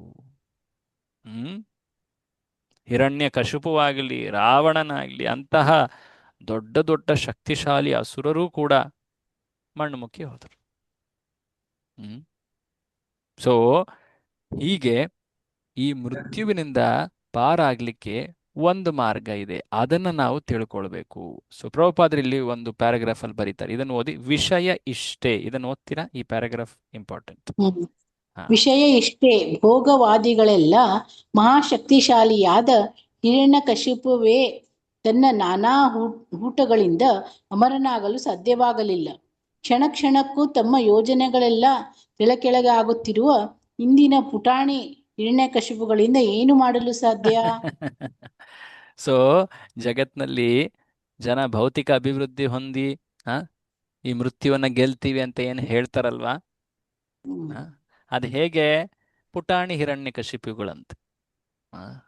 ರಾವಣ, ಹಿರಣ್ಯಕಶಿಪು ಅವರು ಸ್ವರ್ಗಕ್ಕೆ ಮೆಟ್ಲು ಹಾಕಕ್ ತಯಾರಾಗಿದ್ರು. ಅವ್ರು ಏನೆಲ್ಲ ಪ್ರಕೃತಿ ನಿಯಮಗಳನ್ನ ಬದಲಾಯಿಸುವಷ್ಟು ಸಾಮರ್ಥ್ಯವನ್ನ ಪಡೆದುಬಿಟ್ಟಿದ್ರು. ಪುಣ್ಯ ಮಾಡಿದವ್ರು ನರಕಕ್ಕೆ ಕಳಿಸ್ತೀನಿ, ಪಾಪ ಮಾಡಿದವ್ರನ್ನ ನಾನು ಸ್ವರ್ಗಕ್ಕೆ ಕಳಿಸ್ತೀನಿ ಅಂತ ಹಿರಣ್ಯಕಶಿಪು ಎಲ್ಲ ದೇವತೆಗಳನ್ನ ತನ್ನ ಹಿಡಿತದಲ್ಲಿ ಹಿಡ್ಕೊಂಡು ಬಿಟ್ಟಿದ್ದ. ಯೋಚನೆ ಮಾಡಿ. ಬಟ್ ಆತನು ಕೂಡ ಸಾವನ್ನಪ್ಪಬೇಕಾಯಿತು. ಸೊ ಸಾವನ್ನ ಗೆಲ್ಲೋ ಅಂತಹ ಒಂದು ಆ ವಿದ್ಯೆ ಏನಿದೆ, ಅದು ಈ ಭೌತಿಕ ಮಟ್ಟದಲ್ಲಿ ಸಿಗೋದಿಲ್ಲ. ಸಾವನ್ನು ಗೆಲ್ಲುವಂತಹ ಏಕಮುಖವಾದ ಪ್ರಯತ್ನಗಳನ್ನು ಮಾಡಬಾರದು. ಏಕಮುಖ ಅಂದ್ರೆ ನೋಡಿ, ಕೇವಲ ಭೌತಿಕ ಮಟ್ಟದಲ್ಲಿ ಪ್ರಯತ್ನಿಸೋದು, ಇದು ಏಕಮುಖ ಪ್ರಯತ್ನ. ಏನು ಮಾಡಬೇಕು, ಯಾಕೆ ಏಕಮುಖ ಅಂತ ಹೇಳ್ತಾ ಇದ್ದಾರೆ ಅಂದ್ರೆ, ಈ ಶ್ಲೋಕದಲ್ಲಿ ನೋಡಿ, ವಿದ್ಯೆ ಅವಿದ್ಯೆ ಎರಡನ್ನೂ ಕಲಿಬೇಕು ಅಂತ ಹೇಳ್ತಾ ಇದ್ದಾರೆ ಅಲ್ವಾ? ಸೊ ಅವಿದ್ಯೆಯನ್ನು ಕಲಿಯೋದಂದ್ರೆ ಅರ್ಥ ಏನು? ಆ ವೇದಗಳಲ್ಲಿ ಹೇಳಿರುವಂತೆ ಈ ಜಗತ್ತಿನ ಸ್ವಭಾವ ಪ್ರಕೃತಿಯನ್ನ ಕಲಿಯೋದು, ವಾಸ್ತವತೆಯನ್ನ ಸರಿಯಾಗಿ ತಿಳ್ಕೊಳ್ಳೋದು. ಈ ಜಗತ್ತಿನಲ್ಲಿ ಹೇಗೆ ಈ ವೇದದಲ್ಲಿ ಹೇಗೆ ಈ ಜಗತ್ತಿನಲ್ಲಿ ನಾವು ಜೀವಿಸಬೇಕು ಅಂತ ನಿಯಮಗಳನ್ನು ಹೇಳಿದಾರೋ ಅದನ್ನ ಪಾಲಿಸೋದು. ಕೆಲ ತತ್ವಗಳನ್ನ, ಕೆಲ ಸಿದ್ಧಾಂತಗಳನ್ನ ಹೇಳಲಾಗಿದೆ ವೇದದಲ್ಲಿ, ಅವುಗಳನ್ನ ಗೌರವಿಸೋದು, ಅದರಂತೆ ಜೀವಿಸೋದ್ರಿಂದ ವ್ಯಕ್ತಿ ಈ ಜಗತ್ತಿನ ಲಕ್ಷಣಗಳನ್ನು ತಿಳ್ಕೊಳ್ತಾನೆ. ಹ್ಮ್? ಈ ಜಗತ್ತೇ ಶಾಶ್ವತ ಅಂತ ತಿಳ್ಕೊಳ್ಳೋದಿಲ್ಲ. ಆತನಿಗೆ ಗೊತ್ತಿರುತ್ತೆ ಈ ಜಗತ್ತ ಶಾಶ್ವತ, ಬಟ್ ಈ ಜಗತ್ತಿನಲ್ಲಿ ನಾನು ಇರೋವರೆಗೂ ಹೇಗೆ ಜೀವಿಸ್ಬೇಕು ಅನ್ನೋ ಒಂದು ಜ್ಞಾನ ತಿಳ್ಕೊಳ್ತಾನೆ. ಅದರ ಜೊತೆಗೆ ಆತ ಆಧ್ಯಾತ್ಮಿಕ ವಿದ್ಯೆಯನ್ನು ಪಡಿಬೇಕು, ಪರಾವಿದ್ಯೆಯನ್ನು ಪಡಿಬೇಕು.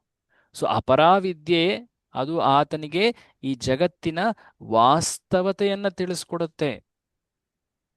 ಯಾವ್ದದು? ಯಾವ ವಿದ್ಯೆ? ಅಪರಾವಿದ್ಯೆ. ಅಪರಾವಿದ್ಯೆ. ಸ್ಕೂಲ್ ಕಾಲೇಜಲ್ಲಿ ಇದನ್ನ ಹೇಳೋದಿಲ್ಲ. ಅವ್ರೇನ್ ಹೇಳ್ತಾರೆ, ಈ ಜಗತ್ತು ತುಂಬಾ ಚೆನ್ನಾಗಿದೆ, ನೀನು ಹೇಗೆ ಬೇಕಾದರೂ ಹಾಗಿರ್ಬೋದು, ನೀನು ಯಾವ ನಿಯಮಗಳನ್ನ ಪಾಲನೆ ಮಾಡೋ ಅಗತ್ಯ ಇಲ್ಲ, ನೀನು ಅನ್ಕೊಂಡಿದ್ದೆ ನಿನ್ನ ಜೀವನ, ಯಾರನ್ನು ಪಾಲಿಸ್ಬೇಕಂತ ಏನಿಲ್ಲ, ಎಲ್ಲರೂ ಅವ್ರವ್ರ ಮನಸ್ಸಿಗೆ ತಕ್ಕಂತೆ ನಿಯಮಗಳನ್ನು ಮಾಡ್ಕೋಬಹುದು, ಈ ರೀತಿ ಹೇಳ್ತಾರೆ. ಬಟ್ ಈ ಜಗತ್ತು ಒಬ್ಬ ವ್ಯಕ್ತಿಯಿಂದ ಸೃಷ್ಟಿಯಾಗಿದೆ. ಇದು ವೇದದ ಮೊದಲ ಮಾತು. ಜನ್ಮಾದ್ಯಸ್ಯ ಯತಃ, ವೇದಾಂತ ಸೂತ್ರದಲ್ಲೂ ಇದೇ ಹೇಳಿದೆ. ಈ ಜಗತ್ತಿನ ಸೃಷ್ಟಿ ಆತ ಮಾಡಿದ್ದಾನೆ.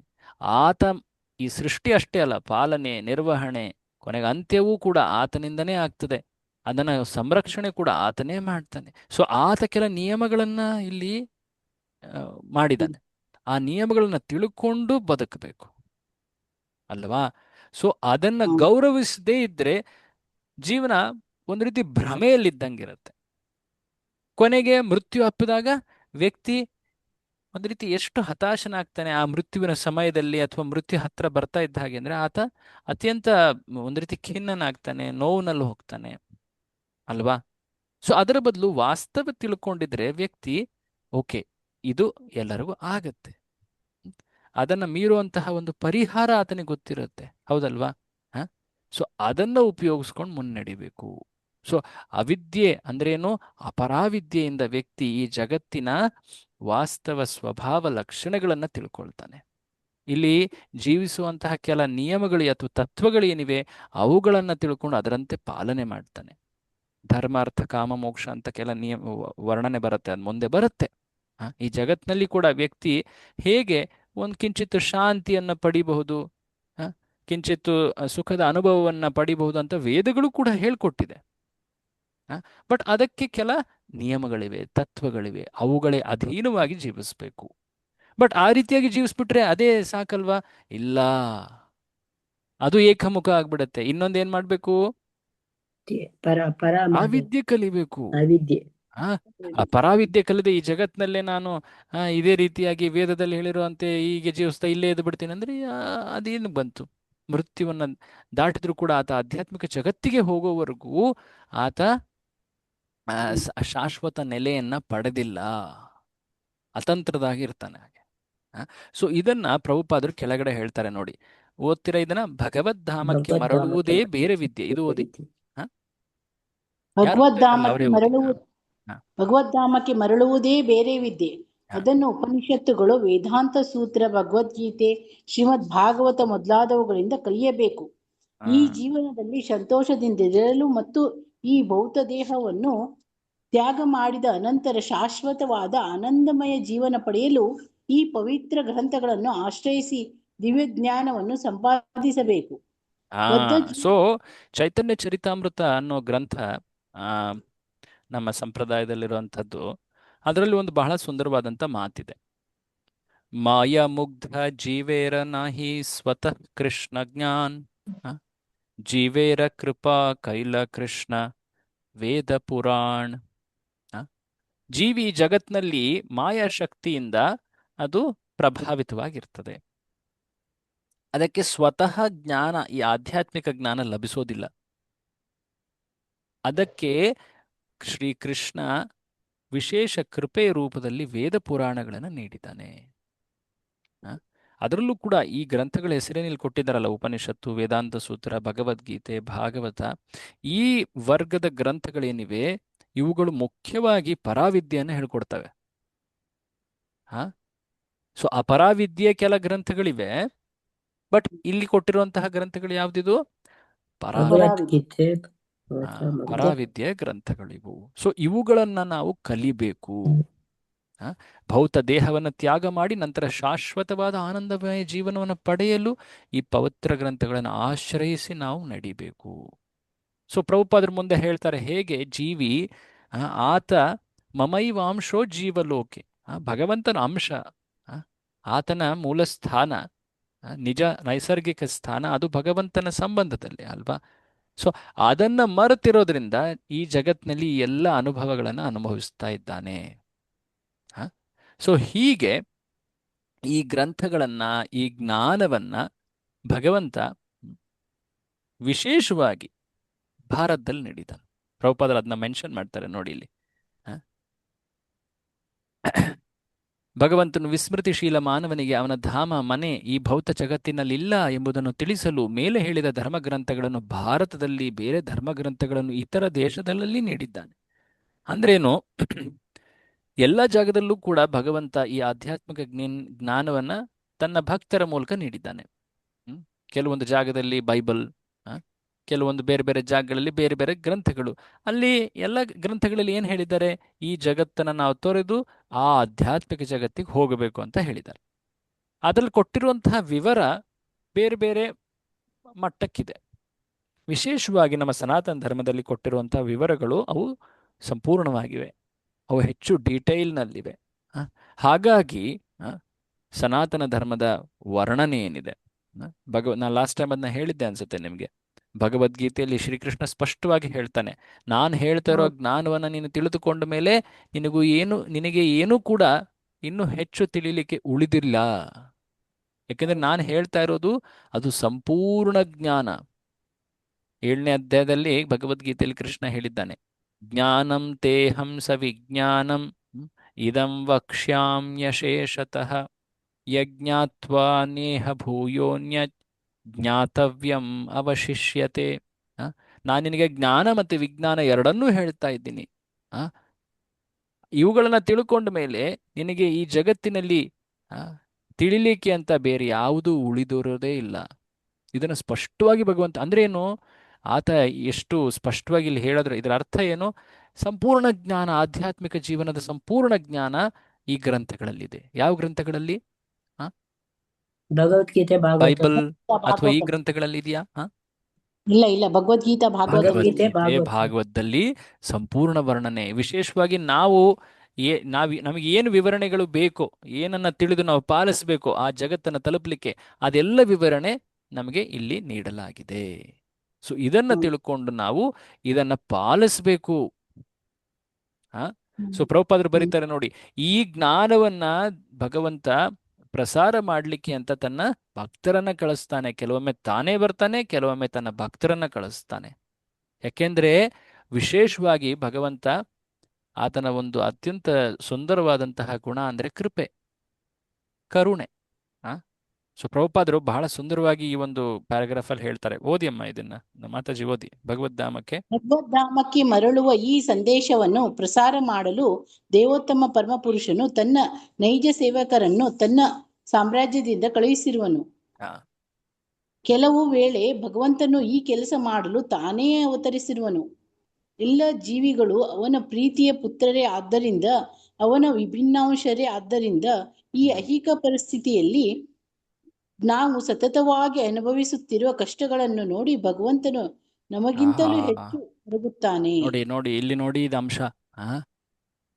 ಆತ ಅಲ್ಲಿ ಕುತ್ಕೊಂಡು ಸುಖದಲ್ಲಿದ್ದಾನೆ, ನಾವಿಲ್ಲಿ ದುಃಖದಲ್ಲಿದ್ದೀವಿ ಅಂತ ನಾವು ಕೆಲವೊಮ್ಮೆ ಮೂರ್ಖರಾಗಿ ಮಾತಾಡ್ತೀವಿ ಅಲ್ವಾ? ಏನ್ ಹೇಳ್ತಾ ಇದ್ದಾರೆ?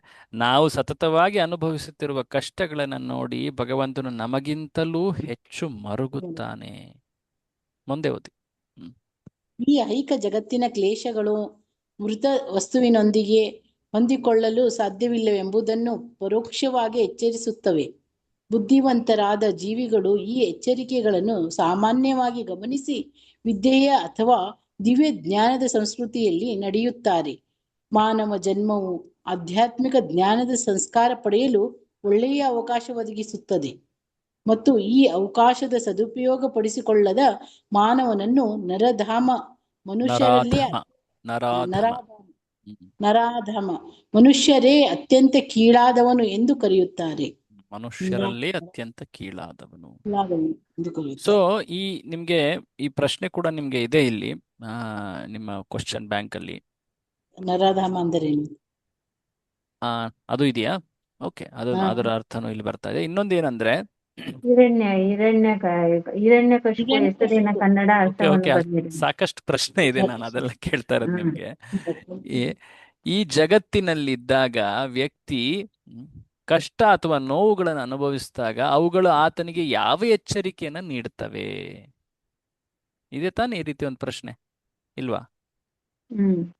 ಇದೆಯಾ? ಇದೆ. ಭೌತಿಕ ಪ್ರಪಂಚದ ಏನಿದೆ ದುಃಖಗಳು ಪರೋಕ್ಷವಾಗಿ ಯಾವುದನ್ನು ನೆನಪಿಸುತ್ತದೆ? ನೆನಪಿಸ್ತದೆ. ಅದಿಲ್ಲ, ಉತ್ತರ ಬರ್ತಾ ಇದೆ ನೋಡಿ. ಏನದು? ಈ ಐಹಿಕ ಜಗತ್ತಿನ ಕ್ಲೇಶಗಳು ಅಂದ್ರೆ ದುಃಖಗಳು, ಅವು ಏನ್ ತೋರಿಸ್ತವೆ? ಮೃತ ವಸ್ತುವಿನೊಂದಿಗೆ ಹೊಂದಿಕೊಳ್ಳಲು ಸಾಧ್ಯವಿಲ್ಲವೆಂಬುದನ್ನು ಪರೋಕ್ಷವಾಗಿ ಎಚ್ಚರಿಸ್ತವೆ. ಅಂದ್ರೇನು?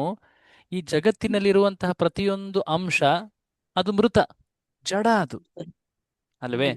ಈ ಶರೀರನು ಜಡ, ಮೃತ ಅದು. ಆಕ್ಚುಲಿ ಹೇಳ್ಬೇಕಂದ್ರೆ ಈಗ ಕೈಯೆಲ್ಲ ಆಡ್ತಾ ಇದೆ, ಕಣ್ಣು ಇದಾಗ್ತಾ ಇದೆ, ಇದೆಲ್ಲ ಆಗ್ತಾ ಇದೆ. ಬಟ್ ಒಂದು ಸಮಯ ಆತ್ಮ ಇದನ್ನ ಬಿಟ್ಟ ಮೇಲೆ ಏನಾಗುತ್ತೆ? ಹಟ್ ಅಂತ ಬೀಳುತ್ತೆ. ಅದು ಬಡ್ದಾಡ್ತಾ ಇದೆ. ಬಟ್ ಅದೆಲ್ಲ ಏನ್ ಕಾರಣದಿಂದ? ಒಳಗ ಆತ್ಮ ಇದೆ. ಆತ್ಮ ಈ ಶರೀರದಿಂದ ಹೊರ ಹೋದ ತಕ್ಷಣ ಹೆಣವಾಗಿ ಬೀಳುತ್ತೆ. ಸೊ ಪಾಯಿಂಟ್ ಏನಂದ್ರೆ, ಈ ಜಗತ್ತಿನಲ್ಲಿ ಆ ಚಿನ್ಮಯ ಆತ್ಮ ಈ ಜಡ ಮೃತ ವಸ್ತುಗಳ ಜೊತೆ ಹೊಂದಿಕೊಳ್ಳಕ್ ಆಗೋದಿಲ್ಲ. ಅದನ್ನ ತೋರಿಸೋದಕ್ಕೆ ನಮಗೆ ಈ ಜಗತ್ತಿನಲ್ಲಿ ನೋವುಗಳು, ದುಃಖಗಳನ್ನ ನೀಡ್ತಾ ಇದೆ ಪ್ರಕೃತಿ. ಅರ್ಥವಾಗ್ತಾ ಇದೆಯಾ? ಈ ಐಹಿಕ ಜಗತ್ತಿನ ಕ್ಲೇಶಗಳು ಆತ್ಮ ಮೃತ ವಸ್ತುವಿನೊಂದಿಗೆ ಹೊಂದಿಕೊಳ್ಳಲು ಸಾಧ್ಯವಿಲ್ಲವೆಂಬುದನ್ನು ಪರೋಕ್ಷವಾಗಿ ಎಚ್ಚರಿಸ್ತಾ ಇವೆ. ನೋಡಿ, ನಮಗೆ ರೋಗ ಬರುತ್ತೆ, ಅಥವಾ ಮುಪ್ಪಾಗತ್ತೆ, ಮೃತ್ಯು ಬರುತ್ತೆ, ಅನೇಕ ರೀತಿಯ ಕ್ಲೇಶಗಳು, ಆಧ್ಯಾತ್ಮಿಕ, ಅಧಿದೈವಿಕ, ಅಧಿಭೌತಿಕ ಕ್ಲೇಶಗಳು. ಇವೆಲ್ಲ ನಮಗೆ ಏನ್ ತೋರಿಸ್ತಾ ಇದ್ದಾವೆ? ನೀನು ಇಲ್ಲಿಯವನಲ್ಲ, ನೀನು ಇಲ್ಲಿಯವನಲ್ಲ. ನೀನು ಈ ಮೃತ ಜಡ ವಸ್ತುವಿನ ಜೊತೆ ನಿನ್ನ ಜೀವನ ಮಾಡ್ಲಿಕ್ಕೆ ಅಂತ ಪ್ರಯತ್ನಿಸ್ತಾ ಇದ್ದೆ. ಬಟ್ ಇದು ನಿನ್ನ ಸ್ವಭಾವಕ್ಕೆ ತಕ್ಕದ್ದಲ್ಲ. ಇದು ನಿನ್ನ ಸ್ವಭಾವ ಏನು? ಸತ್ ಚಿತ್ ಆನಂದ. ಅದು ಇಲ್ಲಿ ಸಿಗುತ್ತಾ? ಇಲ್ಲ. ಹೊಂದಾಣಿಕೆ ಮಾಡ್ಕೊಂಡು ಜೀವಿಸಕ್ ಹೋದ್ರೆ ದುಃಖಗಳನ್ನೇ ಅನುಭವಿಸ್ತಾ ಇರ್ತೀಯ. ಸೊ ಇದನ್ನ ಪರೋಕ್ಷವಾಗಿ ಹೇಳಲಾಗ್ತಾ ಇದೆ. ಈ ಈ ಪ್ರಕೃತಿಯಲ್ಲಿರುವಂತಹ ಈ ಕ್ಲೇಶಗಳು ನಮ್ಗೆ ಇವನ್ನ ಎಚ್ಚರಿಕೆ ರೂಪದಲ್ಲಿ ನೀಡ್ತಾ ಇವೆ. ಓಕೆ, ಈ ಪ್ರಶ್ನೆ ನಿಮ್ಗೆ ಇದೆ, ಅದನ್ನ ಈ ಅಂಶ ನಿಮ್ಗೆ ಇನ್ನೊಂದ್ಸಲ ತೋರಿಸ್ಬೇಕಿತ್ತು. ಅದಕ್ಕೆ ಮತ್ತೆ ಜನ್ಮ, ಮೃತ್ಯು, ಜರ, ವ್ಯಾಧಿಯನ್ನು ನೆನಪಿಸುತ್ತದೆ ಅಲ್ವಾ ಪ್ರಭು? ಈ ಲೈನ್ ಇದೆಯಲ್ಲ, ಇದನ್ನ ಬರಿಬೇಕು ನೀವು, ಅಷ್ಟೇ ಆನ್ಸರ್. ಮೃತ ವಸ್ತುವಿನೊಂದಿಗೆ ಆತ್ಮ ಹೊಂದಿಕೊಳ್ಳಲು ಸಾಧ್ಯವಿಲ್ಲ, ಇದನ್ನ ಎಚ್ಚರಿಕೆ ನೀಡ್ತಾ ಇರೋದು. ಸರಿಯಾಗಿ ನೀವು ಪ್ರಶ್ನೆ ನೋಡಿ ಅರ್ಥ ಮಾಡ್ಕೊಳ್ಳಿ. ಏನ್ ಪ್ರಶ್ನೆ ಇದೆ ಅಲ್ಲಿ? ಜಗತ್ತಿನ ಕ್ಲೇಶಗಳು ಏನನ್ನ ಪರೋಕ್ಷವಾಗಿ ನಮ್ಗೆ ತಿಳಿಸ್ತಾ ಇವೆ? ಈ ಅಂಶ, ಮೃತ ವಸ್ತುವಿನೊಂದಿಗೆ ಚಿನ್ಮಯ ಸಚ್ಚಿದಾನಂದ ಆತ್ಮ ಹೊಂದಿಕೊಳ್ಳಕ್ ಸಾಧ್ಯ ಇಲ್ಲ, ಅದನ್ನ ತಿಳಿಸ್ತಾ ಇದೆ. ಕ್ಲಿಯರಾ? ಹರೇ ಕೃಷ್ಣ. ಸೊ ಬುದ್ಧಿವಂತರಾದ ಜೀವಿಗಳು ಈ ಎಚ್ಚರಿಕೆಗಳನ್ನು ಗಮನಿಸಿ ಈ ಜಗತ್ತಿನಿಂದ ಅವರು ಆಧ್ಯಾತ್ಮಿಕ ಜಗತ್ತಿಗೆ ಹೋಗ್ಲಿಕ್ಕೆ ಪ್ರಯತ್ನಿಸ್ತಾರೆ. ಆದ್ರೆ ಮನುಷ್ಯ ಶರೀರ ಅದನ್ನ ಕೊಟ್ಟಿರುವಂತಹ ಮುಖ್ಯ ಉದ್ದೇಶವೇ ಅದು. ಮಾನವ ಜನ್ಮ ದೊಡ್ಡದು, ಅದ ಹಾಳು ಮಾಡಬೇಡಿ, ಹುಚ್ಚಪ್ಪಗಳಿರ ಮಾನವ ಜನ್ಮ ದೊಡ್ಡದು. ಪದೇ ಪದೇ ಇದನ್ನ ಬಹಳ ಅನೇಕ ವಿಧದಲ್ಲಿ ಹೇಳ್ತಾರೆ. ಸೊ ಪಾಯಿಂಟ್ ಏನು, ಆಧ್ಯಾತ್ಮಿಕ ಜೀವನ ಪ್ರಾರಂಭ ಆಗೋದೇ ಅಲ್ಲಿ. ಮನುಷ್ಯ ಜನ್ಮ ಇದು ಎಷ್ಟು ವಿಶೇಷ, ಇದನ್ನು ನನಗೆ ನೀಡಲಾಗಿದೆ. ಈಗ ಎಷ್ಟೇ ವಯಸ್ಸಾಗಿರ್ಲಿ ನನಗೆ, ಈ ಸಮಯದಲ್ಲೂ ಕೂಡ ನಾನು ಇದನ್ನು ನಿರ್ಧರಿಸಬಹುದು. ಎಂದೂ ಕೂಡ ವಿಳಂಬ ಅನ್ನೋದಿಲ್ಲ. ಸಣ್ಣ ಮಗು ಆಗಿರಬಹುದು, ಅಥವಾ ಅತ್ಯಂತ ವೃದ್ಧ ವ್ಯಕ್ತಿ ಆಗಿರಬಹುದು, ಅಥವಾ ಮಧ್ಯದಲ್ಲಿರೋ ಯಾವುದೇ ವಯಸ್ಸಿನಲ್ಲಿರುವಂತಹ ವ್ಯಕ್ತಿಗಳಾಗಿರಬಹುದು. ಯಾವಾಗ ಒಮ್ಮೆ ಆ ಅರಿವು ಅಥವಾ ತಿಳುವಳಿಕೆ ಮೂಡುತ್ತೋ ಆ ಕ್ಷಣದಿಂದ ವ್ಯಕ್ತಿ ಆ ಕಾರ್ಯಗಳನ್ನ ಗಂಭೀರವಾಗಿ ಸ್ವೀಕರಿಸಿ ಮುನ್ನಡಿಬೇಕು. ಪ್ರಭುಪಾದ ಹೇಳ್ತಾರೆ, ಈ ಅವಕಾಶದ ಸದುಪಯೋಗ ಪಡಿಸಿಕೊಳ್ಳದ ಮಾನವನನ್ನ ನರಾಧಮ, ನರರಲ್ಲಿ ಅಧಮ, ಮನುಷ್ಯರಲ್ಲಿ ಕೀಳನವನು ಇವನು, ಆ ರೀತಿಯಾಗಿ ಶಾಸ್ತ್ರ ಬೈಯುತ್ತೆ. ಇದಕ್ಕೆ ಕೂರ್ಡನಾಗಿ ಜೀವಿಸೋನು, ಇದನ್ನು ಕಂಡ್ರೂ ಕಾಣದೆ ಜೀವಿಸ್ತಾನಲ್ಲ, ಆತನಿಗೆ ಏನಂತ ಹೇಳುತ್ತೆ, ನರಾಧಮ. ಅಂಥವರಿಗೆ ಭಯ, ಅಂಥವರಿಗೆ ಅನೇಕ ರೀತಿಯ ದುಗುಡ ಚಿಂತೆಗಳು ಇರ್ತದೆ. ಸೊ ಪ್ರಭುಪಾದ್ರೆ ಹೇಳ್ತಾರೆ ಮುಂದೆ ಒಂದು ಇಂಟ್ರೆಸ್ಟಿಂಗ್ ಉದಾಹರಣೆಯನ್ನ ಕೊಡ್ತಾರೆ ಇಲ್ಲಿ. ಅಫ್ಕೋರ್ಸ್ ಈ ಉದಾಹರಣೆ ಭಗವದ್ಗೀತೆಯಲ್ಲಿ ನೀವು ನೋಡೇ ಇದ್ದೀರಾ, ಅನೇಕ ಬಾರಿ ಬರುತ್ತೆ ಇದು. ಏನದು? ಈ ಶರೀರ ಆತ್ಮದ ಹೊದಿಕೆ. ಅವಿದ್ಯೆ ನಮಗೆ ಏನು ತಿಳಿಸ್ಕೊಡುತ್ತೆ? ಈ ಜಗತ್ತಿನಲ್ಲಿ ನೀನು ಜನ್ಮ ಪರ್ಣ ಪಡಿತಾ ಇರು, ಬಟ್ ಸುಖವಾಗಿರು, ಈ ಐಹಿಕ ಸುಖ ಪಡಿತಾ ಇರು ಅಂತ. ಅದು ಹೇಗೆ? ಅವರಿಗೆ ಆ ಜ್ಞಾನವೇ ಇರೋದಿಲ್ಲ. ಏನದು? ನಾನು ಆತ್ಮ, ನನ್ನ ಹೊರಗಿರುವಂತಹ ಈ ಶರೀರ ಇದು ನನ್ನ ಹೊದಿಕೆ ಅಂತ. ಪದೇ ಪದೇ ಆತ್ಮ ಶರೀರವನ್ನು ಬದಲಾಯಿಸೋದು, ಅದು ಒಬ್ಬ ವ್ಯಕ್ತಿ ಪದೇ ಪದೇ ಬಟ್ಟೆಯನ್ನು ಬದಲಾಯಿಸೋದು, ಅಥವಾ ಆಗ್ಲೇ ನಾನು ಹೇಳಿದ ನನ್ನ ಮನೆಯನ್ನು ಬದಲಾಯಿಸೋದು, ಅದು ಒಂದು ರೀತಿ ಆತ್ಮಕ್ಕೆ ಅತ್ಯಂತ ಮುಜುಗರ ನೀಡುವಂತಹ ಒಂದು ಸ್ಥಿತಿ. ವಿಶೇಷವಾಗಿ ವ್ಯಕ್ತಿ ಆಸಕ್ತಿಗಳನ್ನು ಬೆಳೆಸ್ಕೊಂಡಾಗ ಅದು ಅತ್ಯಂತ ಕಷ್ಟವಾಗ್ತದೆ, ಹೌದಲ್ವಾ? ಆ ಒಂದು ಮನೆ ಬಗ್ಗೆ ಆಸಕ್ತನಾಗಿ, ಚೆನ್ನಾಗಿದೆ ಮನೆ ಎಲ್ಲ ಇಲ್ಲಿದೆ, ಬಿಟ್ಟು ಹೋಗ್ರಿ ನೀವು, ನಾಳೆ ಇನ್ನೊಂದು ತಿಂಗಳಲ್ಲಿ ಹೋಗ್ಬೇಕು ನೀವು ಅಂತ ಹೇಳಿ ಅವ್ರು ನೋಟಿಸ್ ಕೊಟ್ಟಾಗ ಅವಾಗ ನೋವಾಗುತ್ತೆ, ಹೌದಲ್ವಾ? ಸೊ ಹೀಗೆ ವ್ಯಕ್ತಿ ಈ ಅಶಾಶ್ವತ ಜಗತ್ತಿನ ಕುರಿತಾಗಿ ಆಸಕ್ತಿ ಬೆಳೆಸ್ಕೊಳ್ತಾನೆ, ಆಮೇಲೆ ಆತನನ್ನ ಕತ್ ಹಿಡಿದು ದಬ್ಬು ಹೊರಗೆ ಹಾಕ್ತಾರೆ. ನಡೆಯ ನೀನು ಇಲ್ಲಿಂದ, ಬೇರೆ ನಿನ್ನ ಮನೆ ನೋಡ್ಕೊ ಅಂತ ಹೇಳಿ. ಅವಾಗ ಮತ್ತೆ ಪ್ರಕೃತಿಯ ನಿಯಮಗಳ ಅನುಸಾರವಾಗಿ ಇನ್ನೊಂದು ಶರೀರ. ಸೊ ಹೀಗೆ ವ್ಯಕ್ತಿ ಭ್ರಮೆ ಅಥವಾ ಅಜ್ಞಾನದಲ್ಲಿ ಮೂರ್ಖನಾಗಿ ಆತ ಜೀವಿಸ್ತಾ ಇರ್ತಾನೆ. ಸೊ ಪ್ರಭುಪಾದರು ಹೇಳ್ತಾರೆ ಮುಂದೆ, ಈ ಶರೀರದ ಪರಿಸ್ಥಿತಿಯನ್ನು ನಾವು ಸರಿಯಾಗಿ ತಿಳ್ಕೊಳ್ಬೇಕು. ಸೊ ವಿದ್ಯೆ ಅಥವಾ ದಿವ್ಯ ಜ್ಞಾನ ನಮಗೆ ಆಧ್ಯಾತ್ಮಿಕ ಜಗತ್ತಿನ ಬಗ್ಗೆ ಜ್ಞಾನ ಕೊಟ್ರೆ, ಅಪರಾವಿದ್ಯೆ ಅದು ಈ ಜಗತ್ತಿನ, ಭೌತಿಕ ಜಗತ್ತಿನ ವಾಸ್ತವತೆಯನ್ನು ತಿಳಿಸುತ್ತೆ. ಪ್ರಭುಪಾದರು ಮುಂದೆ ಹೇಳ್ತಾರೆ ನೋಡಿ, ಈ ದೈಹಿಕ ಸ್ಥಿತಿಯಲ್ಲಿ ಅನಿರ್ಬಂಧಿತವಾದ ಇಂದ್ರಿಯ ಸುಖ, ಅಜ್ಞಾನ ಮತ್ತು ಮರಣಗಳ ಮಾರ್ಗ. ಅಂದ್ರೆ ಅರ್ಥ ಏನ್ ಹೇಳ್ತಾ ಇದ್ದಾರೆ? ವ್ಯಕ್ತಿ ಈ ಶರೀರವನ್ನ, ಭೌತಿಕ ಶರೀರವನ್ನ ಪಡೆದಿದ್ದಾನೆ. ಈ ಶರೀರದಲ್ಲಿ ಆತ ಭೋಗಿಸ್ತಾ ಇದ್ದಾಗ ಆತ ಅದರಿಂದ ಏನು ಪಡಿತಾನೆ? ಹೆಚ್ಚು ಅಜ್ಞಾನಿ ಆಗ್ತಾನೆ, ಹೆಚ್ಚು ಆತ ಈ ಸಂಸಾರ ಅಥವಾ ಜನ್ಮ ಮರಣಗಳಲ್ಲಿ ಸಿಕ್ಕಾಕೊಳ್ತಾ ಹೋಗ್ತಾನೆ. ಅರ್ಥವಾಗ್ತಾ ಇದೆಯಾ? ಸೊ ಇದು ಹೇಗೆ ಅಂದ್ರೆ, ಪ್ರಭುಪಾದರು ಒಂದು ಇಂಟ್ರೆಸ್ಟಿಂಗ್ ಉದಾಹರಣೆ ಕೊಡ್ತಾರೆ. ಏನದು ನೋಡಿ ಇಲ್ಲಿ.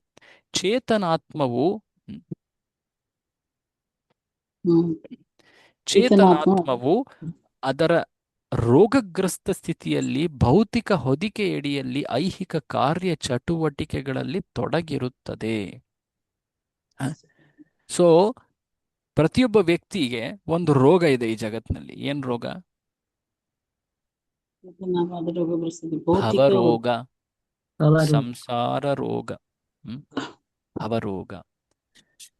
ಈ ರೋಗದಲ್ಲಿ ವ್ಯಕ್ತಿ ರೋಗದಲ್ಲಿದ್ದಾಗ ದುಃಖ ಅನುಭವಿಸ್ತಾನಲ್ವಾ?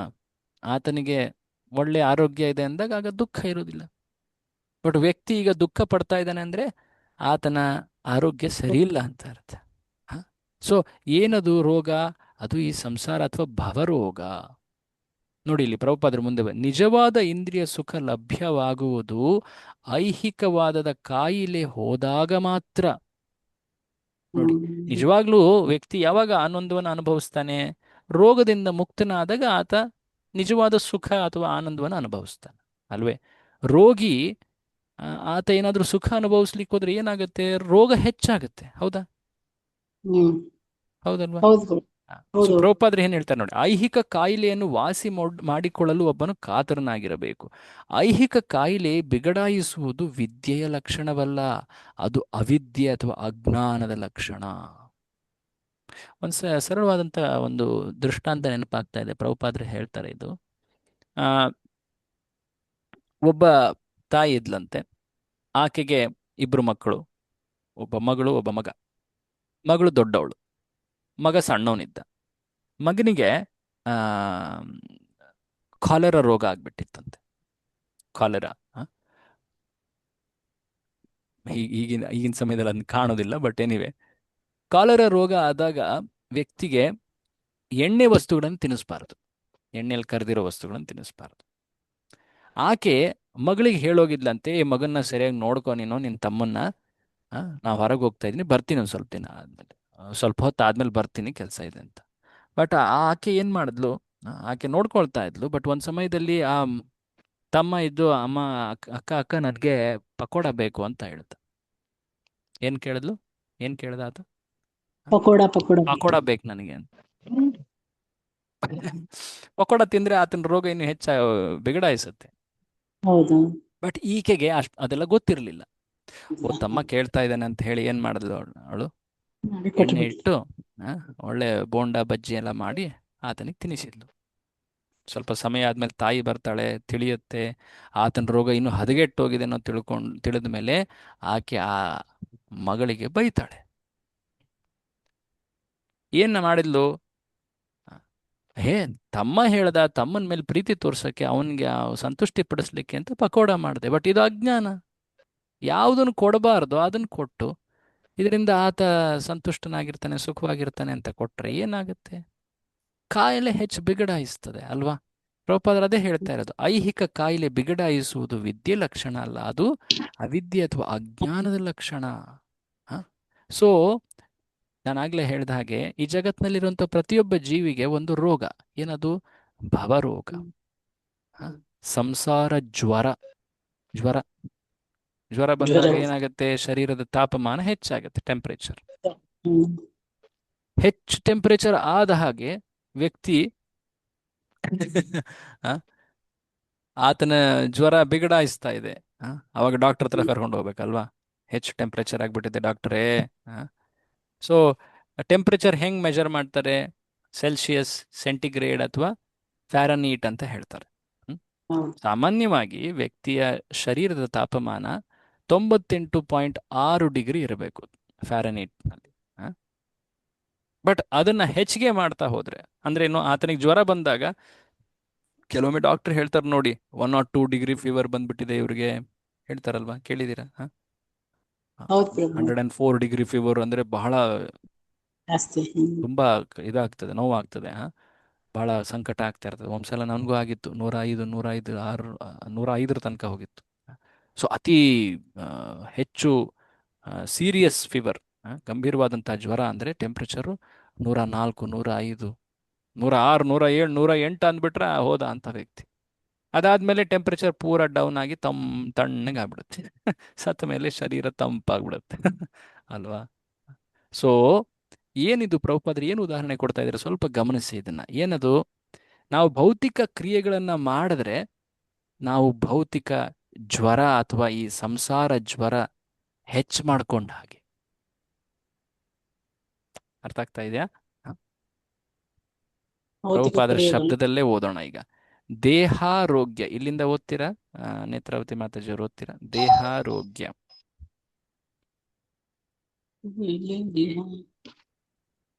ಈ ಪ್ಯಾರಾಗ್ರಾಫ್ ನಲ್ಲಿ ಸ್ವಲ್ಪ ಕೆಳಗಡೆ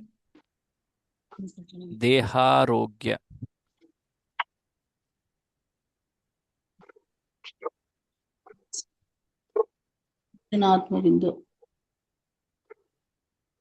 ಒಂದ್ ನಿಮಿಷ.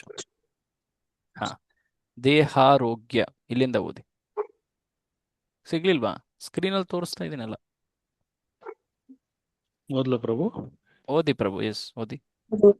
ದೇಹ ಆರೋಗ್ಯ ಸರಿ ಹೋದಾಗ ಜ್ವರವು 105 ಡಿಗ್ರಿಯಿಂದ 107 ಡಿಗ್ರಿಗೆ ಏರಬಹುದು.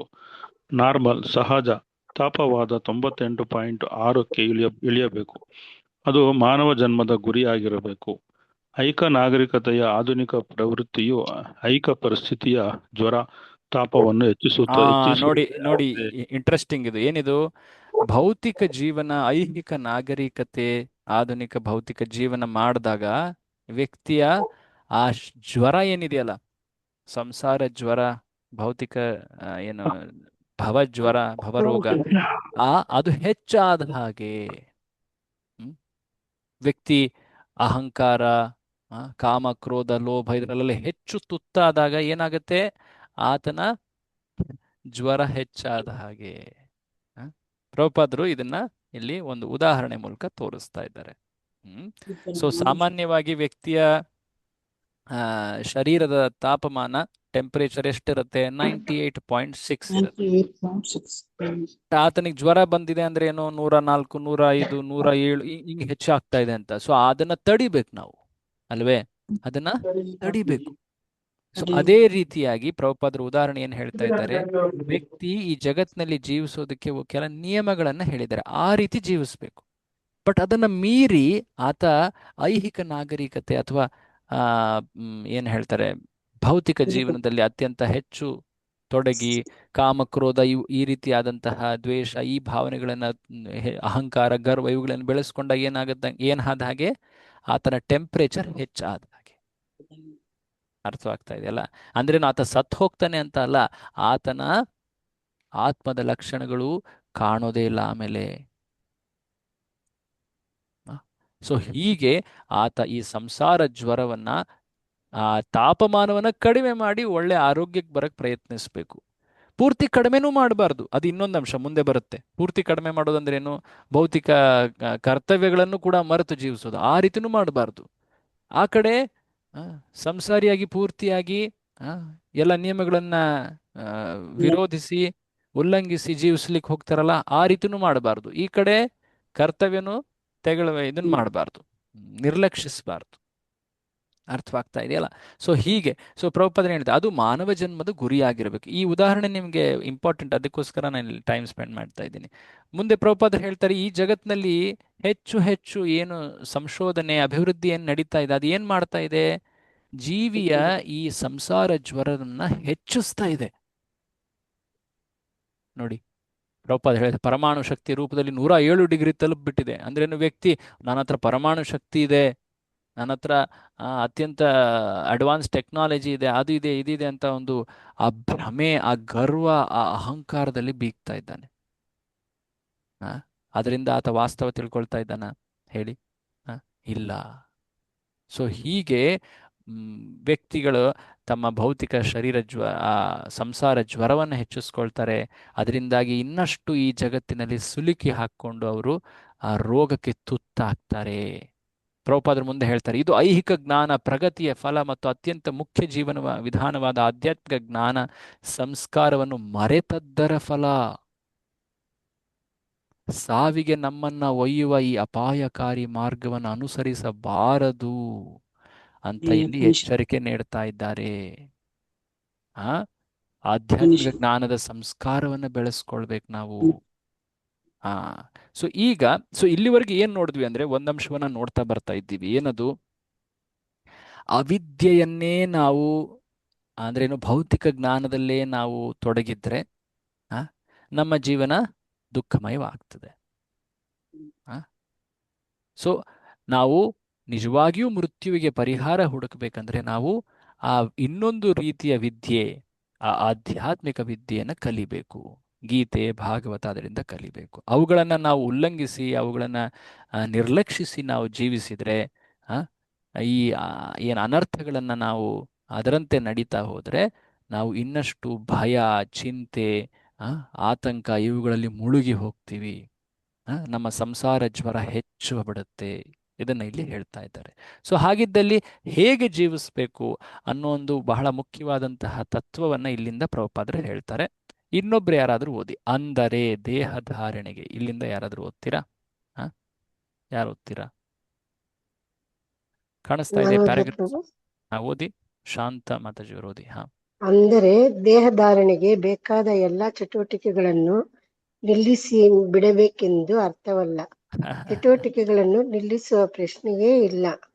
ಒಂದು ಕಾಯಿಲೆಯನ್ನು ವಾಸಿ ಮಾಡುವಾಗ ದೇಹತಾಪವನ್ನು ಪೂರ್ತಿಯಾಗಿ ಇಳಿಸಿ ಬಿಡುವ ಪ್ರಶ್ನೆಯೇ ಇಲ್ಲವೆಂಬಂತೆ ಸೊ ಅಂದ್ರೇನು, ಇದ್ದಿದ್ದರಲ್ಲಿ ಈಗ 98.6 ನಲ್ಲಿ ಟೆಂಪರೇಚರ್ ಮೇಂಟೈನ್ ಮಾಡಬೇಕು ಅಂದ್ರೇನು, ಸಮತೋಲನದಲ್ಲಿ ಜೀವಿಸ್ಬೇಕು. ಈ ಜಗತ್ತಿನಲ್ಲಿ ನಾವು ಜೀವಿಸುವಾಗ ಕೆಲ ಕರ್ತವ್ಯಗಳು ಅಂತ ನಮಗೆ ನೀಡಲಾಗಿದೆ, ಆ ಕರ್ತವ್ಯಗಳನ್ನು ಪಾಲಿಸ್ಬೇಕು. ಆಧ್ಯಾತ್ಮಿಕ ಜೀವನದ ಕಾರ್ಯಗಳನ್ನ ನಾವು ಮರಿಬಾರ್ದು. ಎರಡನ್ನು ಹೇಳ್ತಾರೆ, ಸಮತೋಲನದಲ್ಲಿ ಜೀವಿಸ್ಬೇಕು. ಸೊ ಏನು ಭೌತಿಕ ಕಾರ್ಯನ ಮಾಡಿದ್ರೆ ಎಲ್ಲವನ್ನು ಬಿಟ್ಬಿಡ್ತೀನಿ, ಬಟ್ ಆ ಸಾಕ್ಷಾತ್ಕಾರ ಬಂದಿಲ್ಲ. ಆದ್ರೆ ಆ ದಿಕ್ಕಿನಲ್ಲಿ ಹೋದ್ರೆ ಅದು ಹೇಗೆ, ತಾಪಮಾನವನ್ನ ಕಡಿಮೆ ಮಾಡಿದಾಗ ಅದಾಗ ಏನಾಗುತ್ತೆ, ವ್ಯಕ್ತಿ ಯಾವಾಗ್ಲೂ ಕೂಡ ಮೃತ ಸಾವನ್ನಪ್ಪಬಹುದು. ಹೌದ್ ತಾನೆ? ಟೆಂಪರೇಚರ್ ತುಂಬಾ ಕಡಿಮೆ ಆಗ್ಬಿಟ್ರೆ ದೇಹದ್ದು, ಆಗ ಕೂಡ ಸಾವು ಬರುತ್ತೆ. ಈಗ ಲೋ BP ಆದಾಗ ಅಥವಾ ಕೆಲವೊಂದು ಸಮಯದಲ್ಲಿ ವ್ಯಕ್ತಿ ಟೆಂಪರೇಚರ್ ತುಂಬಾ ಕಡಿಮೆ ಆಗ್ಬಿಡುತ್ತೆ, ಆಗ್ಲೂ ಕೂಡ ಎಮರ್ಜೆನ್ಸಿ ಅದು. ಹೆಚ್ಚಾದ್ರೆ ಫೀವರ್, ಜ್ವರ ಹೆಚ್ಚಾದ್ರೆ ಆಗ್ಲೂ ಎಮರ್ಜೆನ್ಸಿನೇ ಅಲ್ವಾ? ಸೊ ಏನ್ ಮಾಡ್ಬೇಕಂತ ಹೇಳ್ತಾ ಇದ್ದಾರೆ ಇಲ್ಲಿ, ತಾಪವನ್ನು ಪೂರ್ತಿಯಾಗಿ ಇಳಿಸಿ ಬಿಡುವ ಪ್ರಶ್ನೆ ಇಲ್ಲ. ಹೇಗ್ ಜೀವಿಸ್ಬೇಕು, ಒಂದು ಸೂತ್ರ ಹೇಳ್ತಾ ಇದ್ದಾರೆ ನೋಡಿ, ಇದ್ದುದರಲ್ಲಿ ತೃಪ್ತಿ ಪಡಬೇಕು ಎಂಬುದು ಸರಿಯಾದ ಮಾತು. ಮುಂದೆ ಓದಿ ಇದರಿಂದ. ಆಧ್ಯಾತ್ಮಿಕ ಜ್ಞಾನ ಇದ್ದಿದ್ದರಲ್ಲಿ ತೃಪ್ತಿ ಪಡೆಯಬೇಕು ಎಂಬುದು ಸರಿಯಾದ ಮಾತು. ಆಧ್ಯಾತ್ಮಿಕ ಜ್ಞಾನ ಸಂಪಾದನೆಗೆ ಈ ದೇಹ ಮತ್ತು ಮನಸ್ಸುಗಳ ಅವಶ್ಯಕ. ಆದ್ದರಿಂದ ನಾವು ಗುರಿ ತಲುಪಬೇಕಾದರೆ ದೇಹ ಮನಸ್ಸುಗಳನ್ನು ಸುಸ್ಥಿತಿಯಲ್ಲಿಟ್ಟುಕೊಳ್ಳುವುದು ಅವಶ್ಯಕ. ದೇಹದ ತಾಪವನ್ನು ನಾರ್ಮಲ್ ತಾಪದಿಂದ 98.6 ಡಿಗ್ರಿಗಳಲ್ಲಿಟ್ಟುಕೊಳ್ಳಬೇಕು. ಭಾರತ ಮಹರ್ಷಿಗಳು, ಸಂತರು ಆಧ್ಯಾತ್ಮಿಕ ಹಾಗೂ ಲೌಕಿಕ ಜ್ಞಾನದ ಸಮತೋಲನದಿಂದ ಇದನ್ನು ಸಾಧಿಸಲು ಪ್ರಯತ್ನಿಸಿದ್ದಾರೆ. ಅವರು ಮಾನವ ಬುದ್ಧಿಯನ್ನು ರೋಗಗ್ರಸ್ತವಾದ ಇಂದ್ರಿಯ ಸುಖಕ್ಕೆ ಬಳಕೆಯಾಗಲು ಎಂದು ಬಿಟ್ಟಿಲ್ಲ. ಸೊ ಏನ್ ಹೇಳ್ತಾ ಇದ್ದಾರೆ, ನಾವು ಶರೀರವನ್ನ ಮನಸ್ಸನ್ನ ಒಂದು ಸರಿಯಾದ ಸ್ಥಿತಿಯಲ್ಲಿ ಇಡಬೇಕು. ಯಾಕೆಂದ್ರೆ ಅವುಗಳ ಅಗತ್ಯ ನಮಗಿದೆ ಆಧ್ಯಾತ್ಮಿಕ ಜೀವನಕ್ಕೆ, ಇಲ್ವಾ ಹೇಳಿ? ಇದೆ. ಶರೀರಂ ಖಲು ಧರ್ಮ ಸಾಧನಂ. ಶರೀರದ ನಿಜವಾದ ಉಪಯೋಗ ಏನು? ಭಕ್ತಿ ಸಾಧನೆ, ಧರ್ಮ ಸಾಧನೆ. ಸೊ ಹಾಗಾಗಿ ಶರೀರವನ್ನ ಮನಸ್ಸನ್ನ ಒಂದು ಸುಸ್ಥಿತಿಯಲ್ಲಿ ಇಡಬೇಕು. ಅದಕ್ಕೆ ಏನು ಬೇಕು ಅಷ್ಟನ್ನ ನಾವು ಸ್ವೀಕರಿಸಬೇಕು. ಇದ್ದುದರಲ್ಲಿ ತೃಪ್ತಿ ಪಡಬೇಕು. ಸೊ ನಾರ್ಮಲ್ ಟೆಂಪರೇಚರ್ ಏನು? 98.6 ಡಿಗ್ರಿ. ಅದನ್ನ ಮೇಂಟೈನ್ ಮಾಡಬೇಕು. ಸೊ ಇದನ್ನ ನಮ್ಮ ಸಂಸ್ಕೃತಿಯಲ್ಲಿ ಈ ಸಮತೋಲನವನ್ನ ಹೇಳಲಾಗಿದೆ. ಹೇಗೆ ಹೇಳಲಾಗಿದೆ? ಈಗ ಮುಂದೆ ಬರುವ ಅಂಶವನ್ನ ನಾನು ಸಂಕ್ಷೇಪವಾಗಿ ಹೇಳ್ತಾ ಇದ್ದೀನಿ. ಏನ್ ಹೇಳಲಾಗಿದೆ ಅಂದ್ರೆ, ಪ್ರಭುಪಾದರಲ್ಲಿ ಬರೀತಾರೆ ನೋಡಿ, ಮೋಕ್ಷ ತತ್ವಗಳ ಮೂಲಕ ಇದನ್ನ ತಿಳಿಸಲಾಗಿದೆ. ಸೊ ವೇದಗಳಲ್ಲಿ ಹೇಗೆ ಇದನ್ನ ತಿಳಿಸ್ತಾರೆ? 4 ಅಂಶಗಳಿವೆ: ಧರ್ಮ, ಅರ್ಥ, ಕಾಮ, ಮೋಕ್ಷ. ಸೊ ಧರ್ಮ, ಅರ್ಥ, ಕಾಮ, ಮೋಕ್ಷ ಏನಿದೆ, 1 ನಿಮಿಷ.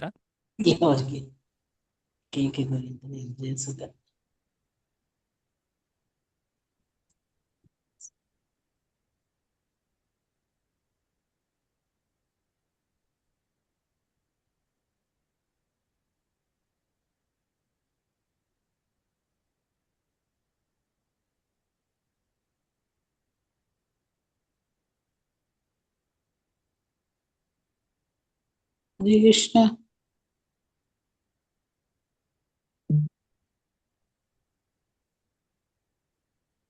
ಹರೇ ಕೃಷ್ಣ. ಸೊ ಈ 4 ಅಂಶಗಳು ಇವು ಬಹಳ ಪ್ರಸಿದ್ಧ ಮಾತುಗಳು. ಏನಿವು? ಧರ್ಮ, ಅರ್ಥ, ಕಾಮ, ಮೋಕ್ಷ. ಬಟ್ ಈ ಧರ್ಮ, ಅರ್ಥ, ಕಾಮ, ಮೋಕ್ಷದ ನಿಜ ಅರ್ಥ, ನಿಜ ಪಾಲನೆಯನ್ನ ಭಾಗವತ ನಮಗೆ ತಿಳಿಸ್ಕೊಡುತ್ತೆ. ಸಾಮಾನ್ಯವಾಗಿ ಧರ್ಮ, ಅರ್ಥ, ಕಾಮ, ಮೋಕ್ಷ ಅಂದ್ರೆ ಏನು ಅರ್ಥ? ಜನ ಸಾಮಾನ್ಯವಾಗಿ ಏನ್ ತಿಳಿತಾರೆ ಅಂದ್ರೆ, ಓಕೆ, ನಮಗೆ ಕೆಲ ಕರ್ತವ್ಯಗಳಿವೆ, ಅವು ನಮ್ಮ ಧರ್ಮ, ಅವನ್ನ ಪಾಲಿಸ್ಬೇಕು. ಅದನ್ನು ಪಾಲಿಸೋದ್ರಿಂದ ನನಗೆ ಏನ್ ಸಿಗುತ್ತೆ? ಅರ್ಥ. ನನಗೇನು ಜೀವನಕ್ಕೆ ಅಗತ್ಯ ವಸ್ತು ಸಂಪನ್ಮೂಲಗಳು ಏನ್ ಬೇಕು ಅವೆಲ್ಲವೂ ನನಗೆ ಸಿಗ್ತವೆ. ಅದರಿಂದ ಏನ್ ನಾನು ಮಾಡ್ತೀನಿ? ಕಾಮ. ನನ್ನ ಏನು ಭೌತಿಕ ಇಚ್ಛೆಗಳು, ಏನು ಸುಖ ಪಡೆಯುವಂತಹ ಉದ್ದೇಶಗಳಿತ್ತು ಅವನ್ನೆಲ್ಲ ಪೂರ್ತಿ ಮಾಡ್ಕೊಳ್ತೀನಿ.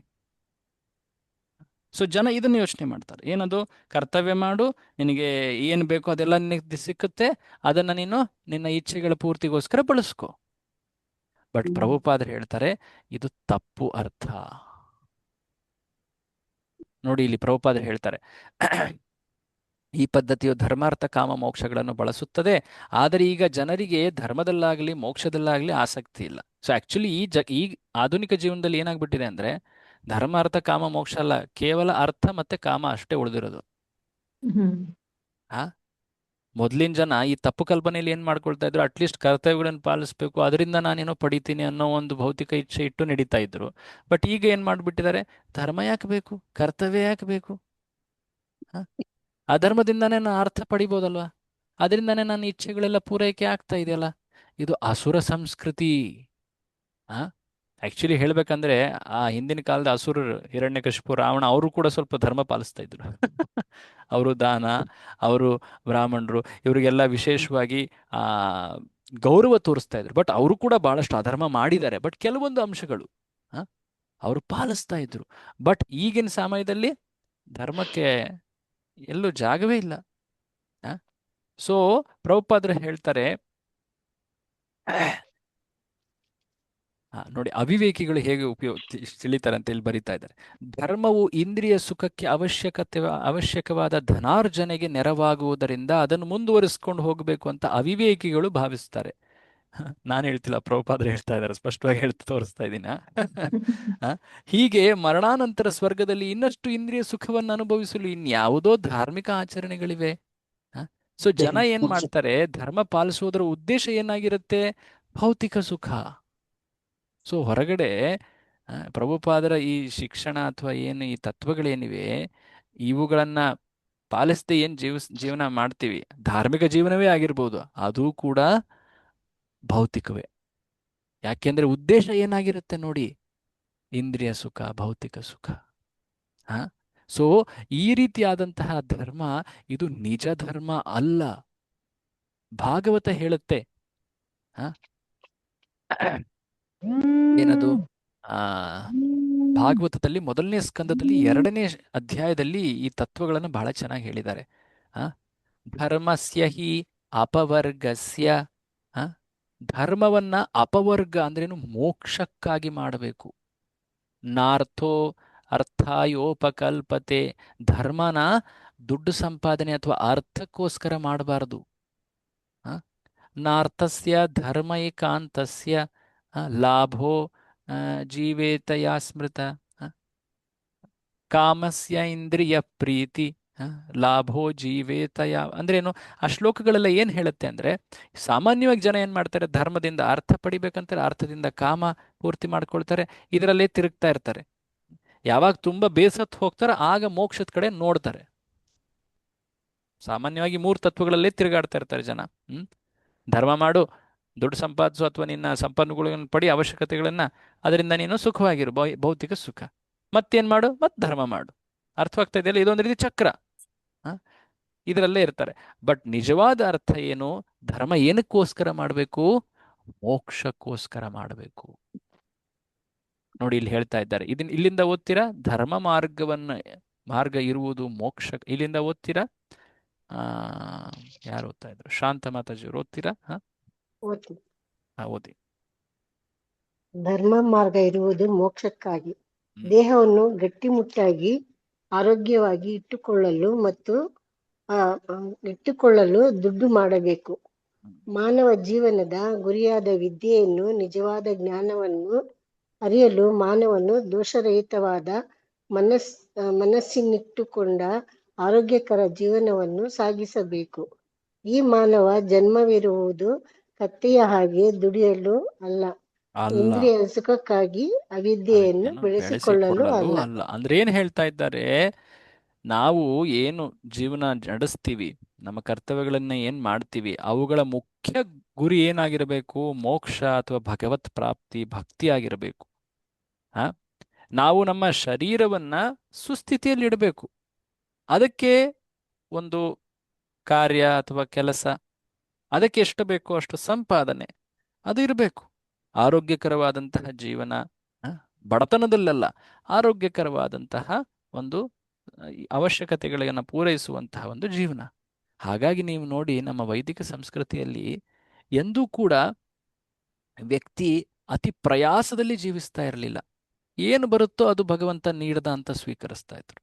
ಅತಿ ದೊಡ್ಡ ರಾಜರಾಗಿರಬಹುದು ಅಥವಾ ಅತಿ ಬಡವನಾಗಿರಬಹುದು, ಆತ ತನ್ನ ಕರ್ತವ್ಯಗಳನ್ನ ಮೋಕ್ಷದ ಗುರಿ ಇಟ್ಟು ಮಾಡ್ತಾ ಇದ್ದ ಅಲ್ಲವೇ? ಆ ಅಂಬರೀಷ ರಾಜನಾಗಿರಬಹುದು ಅಥವಾ ಆ ಸುಧಾಮನಾಗಿರಬಹುದು, ಇಬ್ಬರೂ ಕೂಡ, ಅವರೆಲ್ಲರೂ ಕೂಡ ಆ ಭಗವದ್ ಭಕ್ತಿಯಲ್ಲಿದ್ದರಿಂದ ಅವ್ರು ಆ ಪರಿಸ್ಥಿತಿಯಲ್ಲಿ ಸಂತೃಪ್ತರಾಗಿದ್ದಾರೆ ಆಕ್ಚುಲಿ ಹೇಳ್ಬೇಕಂದ್ರೆ, ಅಲ್ವೇ? ಸೊ ಈ ರೀತಿ ನಡೆಯೋದೇನಿದೆ, ಇದು ನಿಜವಾದ ಧರ್ಮ ಅರ್ಥ ಕಾಮ ಮೋಕ್ಷದ ಮಾರ್ಗ. ಇದು ಅಪರ ವಿದ್ಯೆ. ಇದನ್ನು ನಿಜವಾಗಿ ಹೇಳ್ಕೊಡೋದು ಭಾಗವತ. ಸೊ ಹೇಗೆ ನಾವು ಜೀವಿಸ್ಬೇಕು ಅನ್ನೋದನ್ನ ಮುಂದೆ ಪ್ರಭುಪಾದ ಹೇಳ್ತಾರೆ ನೋಡಿ. ವಿದ್ಯೆಯ ಮಾರ್ಗದ ಬಗ್ಗೆ ಭಾಗವತದಲ್ಲಿ ಚೆನ್ನಾಗಿ ಹೇಳಲಾಗಿದೆ. ಮಾನವನು ತನ್ನ ಜೀವನವನ್ನ ಪರಮಸತ್ಯನ ಅನ್ವೇಷಣೆಗಾಗಿ ಬಳಸಬೇಕು ಅಂತ ಹೇಳಿದೆ. ಜೀವಸ್ಯ ತತ್ವ ಜಿಜ್ಞಾಸ ಅಂತ ಹೇಳಿದ್ದಾರೆ ಅಲ್ಲಿ. ಜೀವನದ ಮುಖ್ಯ ಗುರಿ ಏನಾಗಿರಬೇಕು? ಭಗವಂತನ ಕುರಿತಾಗಿ ತಿಳುವಳಿಕೆ, ಅರಿವನ್ನು ಬೆಳೆಸ್ಕೊಳ್ಳೋದಾಗಿರಬೇಕು.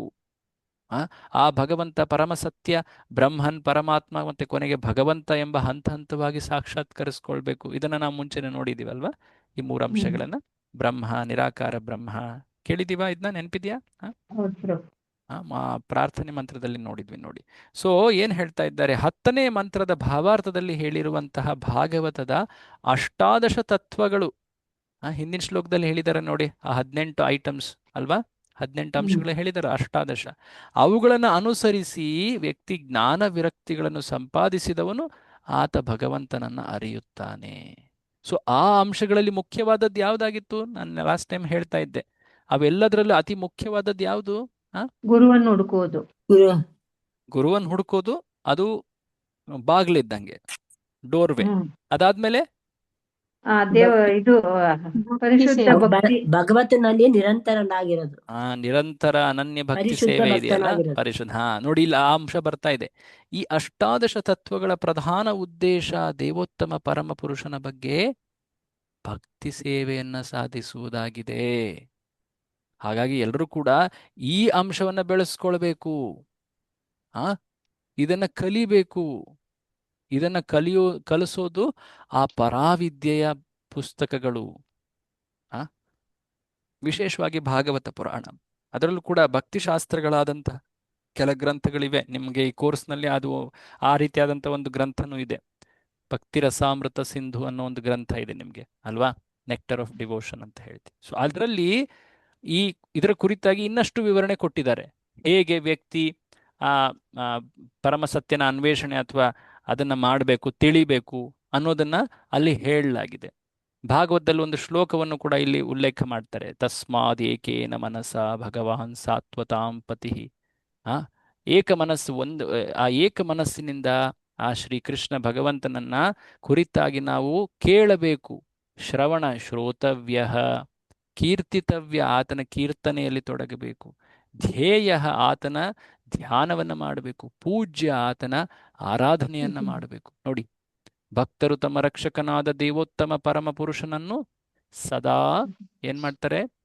ಸ್ಮರಿಸುತ್ತಾ, ಧ್ಯಾನಿಸುತ್ತಾ, ಪೂಜಿಸುತ್ತಾ ಇರಬೇಕು. ಇದು ಮುಖ್ಯವಾದಂತಹ ತತ್ವ.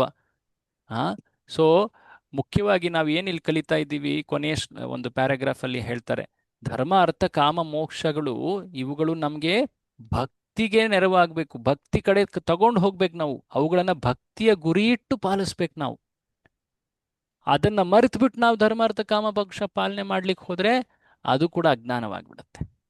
ಅರ್ಥವಾಗ್ತಾ ಇದೆಯಾ? ಸೊ ಇಲ್ಲಿ ಕೊನೆ ಒಂದು ಪ್ಯಾರಾಗ್ರಾಫ್ ಓದಿ. ಯಾರು ಓದ್ತಾ ಇದ್ರಲ್ಲ ಅವರೇ ಓದಿ. ಓದಿ. ಎಸ್. ಧರ್ಮ ಅರ್ಥ ಕಾಮಗಳ ಗುರಿ ಭಗವಂತನ ಭಕ್ತಿ ಸೇವೆಯಾಗದಿದ್ದರೆ ಅವೆಲ್ಲವೂ ಅವಿದ್ಯೆಯ ನಾನಾ ರೂಪಗಳಾಗುತ್ತವೆ ಅಷ್ಟೇ ಎಂದು ಈಶೋಪನಿಷತ್ತಿನ ಮುಂದಿನ ಮಂತ್ರಗಳು ಹೇಳುತ್ತವೆ. ಈ ಯುಗದಲ್ಲಿ ವಿದ್ಯೆಯ ಸಂಸ್ಕಾರ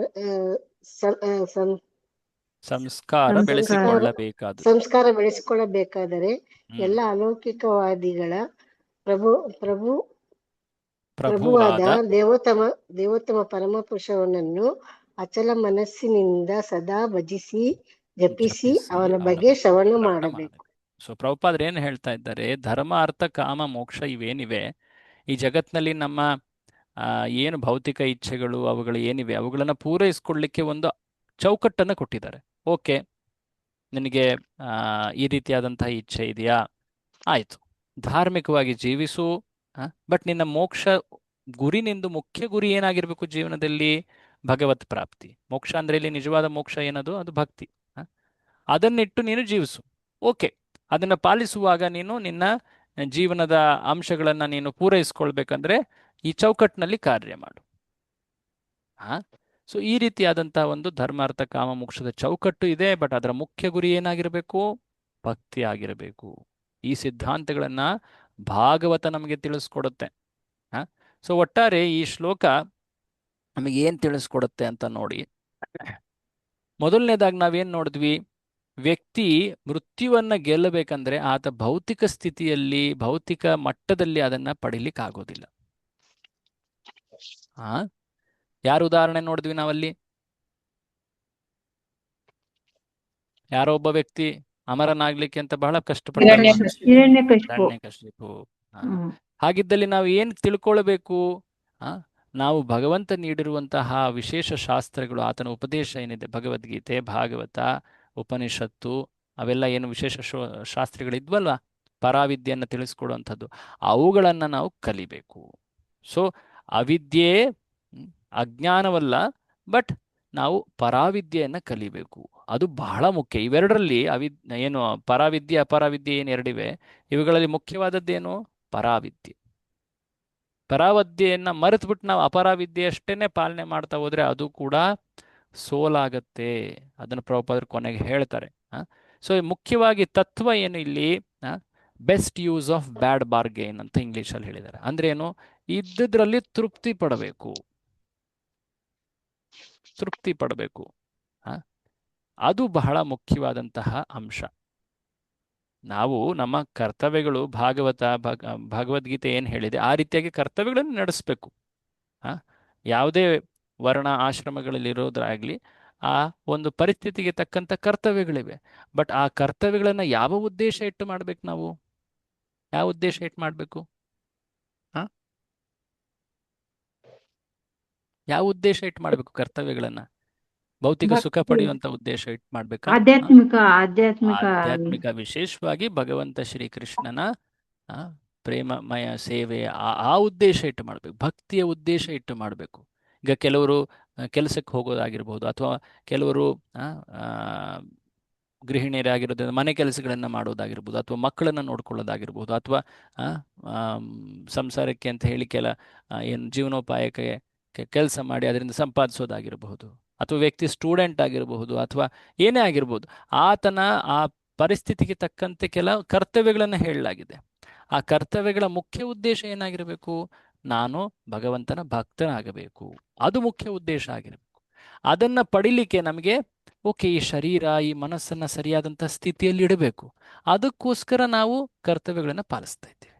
ಅರ್ಥವಾಗ್ತಾ ಇದೆಯಾ? ನಾವು ಕರ್ತವ್ಯಗಳನ್ನು ಪಾಲಿಸ್ತಾ ಇರೋ ಉದ್ದೇಶ ಈ ಜಗತ್ತಿನ ಭೌತಿಕ ಸುಖ ಪಡಿಲಿಕ್ಕೆ ಅಂತಲ್ಲ.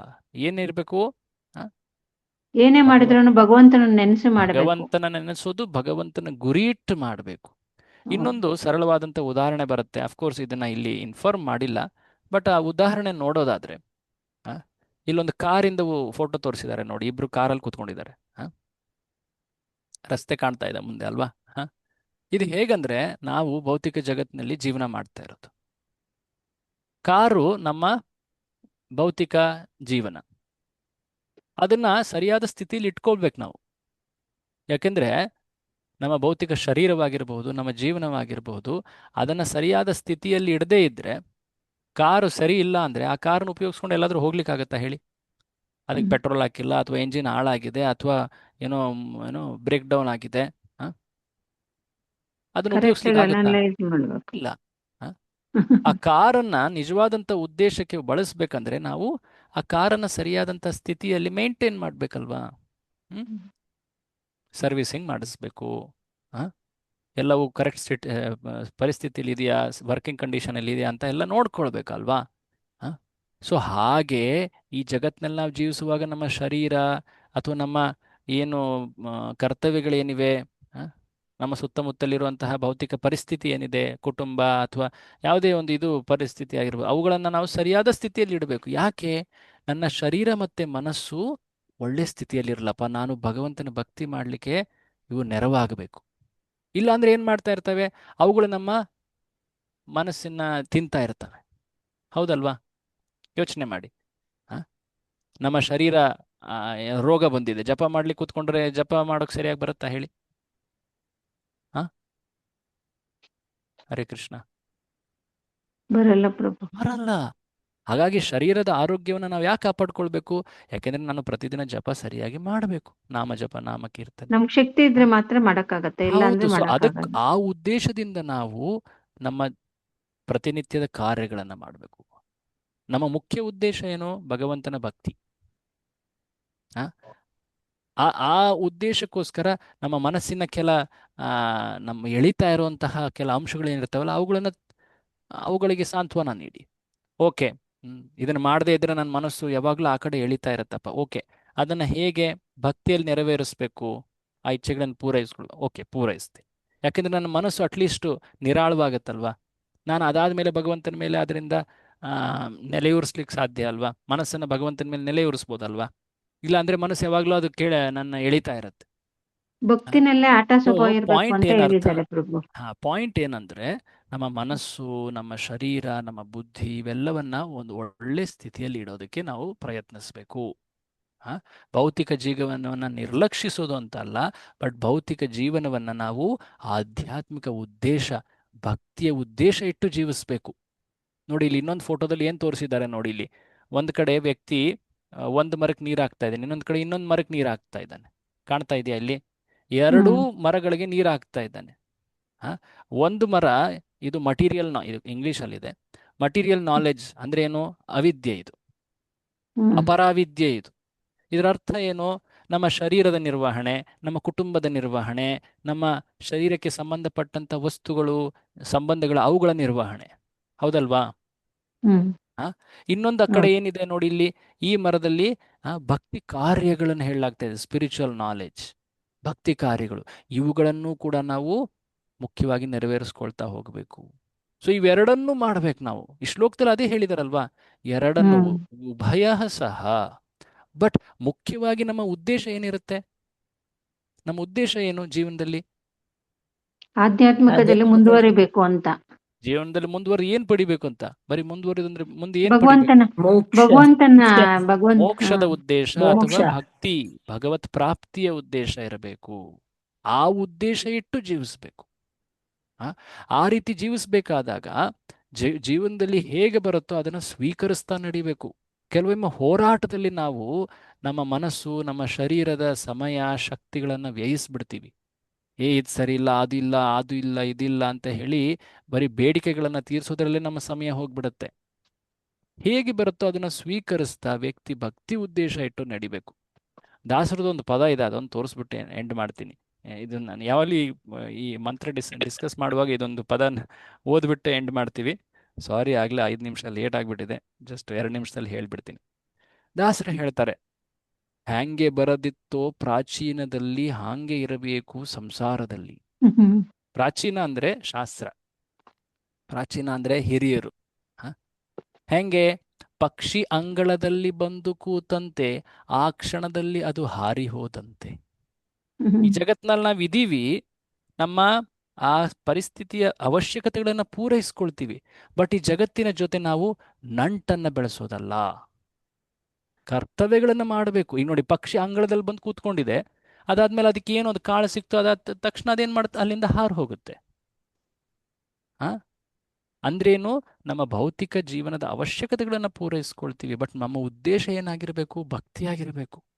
ಹಾಗಂತೇಳಿ ಸಂಬಂಧಗಳ ಜೊತೆ ಬೇಜವಾಬ್ದಾರಿ ಆಗೋದು, ಅಸಡ್ಡೆ, ಆ ರೀತಿ ಮಾತಲ್ಲ. ಅವರ ಕುರಿತಾಗಿ ಜವಾಬ್ದಾರಿ ಇರಬೇಕು, ಬಟ್ ಆಸಕ್ತಿಯಲ್ಲಿರಬೇಕು ಭಗವಂತನಲ್ಲಿರುವ. ಇದನ್ನೇ ಭಗವದ್ಗೀತೆಯಲ್ಲೂ ಹೇಳಿದ್ದಾರೆ ಪದೇ ಪದೇ. ಆ ನಿಷ್ಕಾಮ ಕರ್ಮ ಯೋಗ ಭಾವದಲ್ಲಿ ಕಾರ್ಯ ಮಾಡ್ಬೇಕಂದ್ರೆ ಅರ್ಥ ಏನು? ಆಸಕ್ತನಾಗಬೇಡಿ. ಸ್ನೇಹ ಅಥವಾ ಜವಾಬ್ದಾರಿ, ಈ ಭಾವಗಳು ಒಳ್ಳೆಯದು. ಬಟ್ ಅದನ್ನ ಹಿಂದಿನ ಶ್ಲೋಕದಲ್ಲೂ ನೋಡಿದ್ವಿ ಅಲ್ವಾ? ಆ, ಆ, ಅನಭಿಸ್ವಂಗ, ಅನಹಂಕಾರ, ಆ ಶಬ್ದಗಳಲ್ಲೂ ನೋಡಿದ್ವಿ ನಾವು. ಅತಿಯಾದ ಆಸಕ್ತಿ ಬೇಡ, ಬಟ್ ಜವಾಬ್ದಾರಿ ಇರಲಿ. ಮುಂದೆ ಹೇಳ್ತಾರೆ ನೋಡಿ, ಸಂತೆ ನೆರೆಯಿತು ನಾನಾ ಪರಿ, ತಿರುಗಿ ಹಿಡಿಯಿತು ತಮ್ಮ ತಮ್ಮ ದಾರಿ. ಹ್ಮ್ ಆ ಸಂತೆ ಸಮಯದಲ್ಲಿ ಹಳ್ಳಿಗಳಿಂದ ಜನ ಬರ್ತಾರೆ, ತಮ್ಮ ಕಾರ್ಯಗಳನ್ನು ಮುಗಿಸಿದ್ಮೇಲೆ ಅವರು ವಾಪಸ್ ತಮ್ಮ ದಾರಿ ವಾಪಸ್ ಹೋಗ್ತಾರೆ. ಹೋಗ್ತಾರೆ ಮನೆಗೆ. ಹಾಗೆ ಈ ಜಗತ್ನಲ್ಲಿ ಜೀವಿಸ್ಬೇಕು ನಾವು.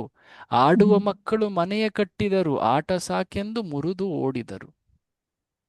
ಆ ಮರಳಲ್ಲಿ ಮಣ್ಣಲ್ಲಿ ಏನೆಲ್ಲ ಮನೆ ಕಟ್ತಾರೆ ಮಕ್ಕಳು, ಅದಾದ್ಮೇಲೆ ಅದನ್ನೇ ಅದೆಲ್ಲ ಮಾಡಿ ಬಿಟ್ಟೆ ಮತ್ತೆ ಹೋಗ್ತಾರೆ. ಹೋಗ್ಬಿಡ್ತಾರೆ. ಅದನ್ನೇ ಹೊಡೆದಾಕ್ಬಿಟ್ಟು ವಸತಿಕಾರನು ವಸತಿಗೆ ಬಂದಂತೆ, ಹೊತ್ತಾರೆದ್ದು ಹೊರಟು ಹೋದಂತೆ. ಆ ಅಂದ್ರೆ ಕೆಲ ಸಮಯಕ್ಕೆ ಅಂತ ಹೇಳಿ ವ್ಯಕ್ತಿ, ಈ ಉದಾಹರಣೆಗೆ ಲಾಡ್ಜ್ ಅಲ್ಲೆಲ್ಲ ಹೋಗಿರ್ತಾನೆ, ಅಲ್ಲಿ ಆ ದಿನ ಉಳ್ಕೊಳ್ತಾನೆ, ಅದಾದ್ಮೇಲೆ ನೆಕ್ಸ್ಟ್ ದಿನ ಆತ ಅಲ್ಲಿಂದ ಎದ್ದು ಹೋಗ್ತಾನಲ್ವಾ. ಇದೇ ನನ್ನ Back to ಮನೆ ಅಂತ ಹೇಳಿ, ಇಲ್ಲೇ ನನ್ನ ಮನೆ, ಇಲ್ಲೇ ನನ್ನ ಸಂಸಾರ, ಇದೇ ಇಲ್ಲಿ ಶಾಶ್ವತ ಅಂತ ಹೇಳಿ ಇಲ್ಲೇ ನೆಲೆ ಊರ್ತೀನಿ ಅಂತ ಕೂತ್ಕೋತಾರ. ಸಂಸಾರ ಪಾಶವ ನೀನೇ ಬಿಡಿಸಯ್ಯ, ಕಂಸಾರಿ ಪುರಂದರ ವಿಠಲರಾಯ. ಸೊ ನಾವು ಈ ಜಗತ್ತಿನಲ್ಲಿ ಜೀವಿಸುವಾಗ ಯಾವ ಭಾವದಲ್ಲಿ ಜೀವಿಸ್ಬೇಕು, ಇದ್ದದ್ರಲ್ಲಿ ತೃಪ್ತಿ ಪಡಬೇಕು ಅನ್ನೋ ಒಂದು ಅಂಶನ ಪ್ರಭುಪಾದರು ಹೇಳಿದ್ರು. ಅದಕ್ಕೊಂದು ಸೂಕ್ತವಾದಂತಹ ಇದು ಕೀರ್ತನೆ ಆಗಿತ್ತಷ್ಟೇ, ಭಜನೆ ಆಗಿತ್ತು. ಪಾಯಿಂಟ್ ಏನು, ನಮ್ಮ ಉದ್ದೇಶ ಹೇಗಿರಬೇಕು ಅದು ಇಂಪಾರ್ಟೆಂಟು. ಇವೆರಡನ್ನು ನಾವು ಪೋಷಿಸ್ತೀವಿ, ಅಪರಾವಿದ್ಯೆ ಪರಾವಿದ್ಯೆ, ಬಟ್ ಮುಖ್ಯವಾಗಿ ನಮ್ಮ ಉದ್ದೇಶ ಏನಾಗಿರಬೇಕು, ಭಕ್ತಿ ಅಥವಾ ಭಗವತ್ ಪ್ರಾಪ್ತಿ ಆಗಿರಬೇಕು. ಓಕೆ, ಎನಿವೆ ಲೇಟ್ ಆಯಿತು ಭಾಳ. ನಿಮಗೆ ಎಕ್ಸಾಮ್ ಬರುವಂತಹ 2-3 ಪಾಯಿಂಟ್ಸನ್ನು ನಾನು ಡಿಸ್ಕಸ್ ಮಾಡಿದ್ದೀನಿ, ಅವುಗಳನ್ನು ನೋಟ್ ಮಾಡಿದ್ದೀನಿ ಅನ್ಕೊಳ್ತೀನಿ ನಾನು. ನೆಕ್ಸ್ಟ್ ಚರ್ಚೆಯಲ್ಲಿ ನಾವು ಈಗ 3 ಕಲ್ತ್ವಲ್ವಾ, ಇದೇ ಫಾರ್ಮ್ಯಾಟಲ್ಲಿ ಇನ್ನು 3 ಬರುತ್ತೆ. ಅದು ಬಹಳ ಬೇಗನೆ ಮುಂದುವರಿಯುತ್ತೆ ಅಫ್ಕೋರ್ಸ್. ಓಕೆ, ಸೊ ನೆಕ್ಸ್ಟ್ ಚರ್ಚೆಯಲ್ಲಿ ಮಂತ್ರ 12 ಕಂಟಿನ್ಯೂ ಮಾಡ್ತೀವಿ. ತಮ್ಮೆಲ್ಲರಿಗೂ ಧನ್ಯವಾದ. ಶ್ರೀಲ ಪ್ರಭುಪಾದರಿಗೆ ಜೈ. ಹರೇ ಕೃಷ್ಣ. ಏನಾದರೂ ಕ್ವಶನ್ಸ್ ಅಥವಾ ಕಮೆಂಟ್ಸ್ ಇತ್ತಾ?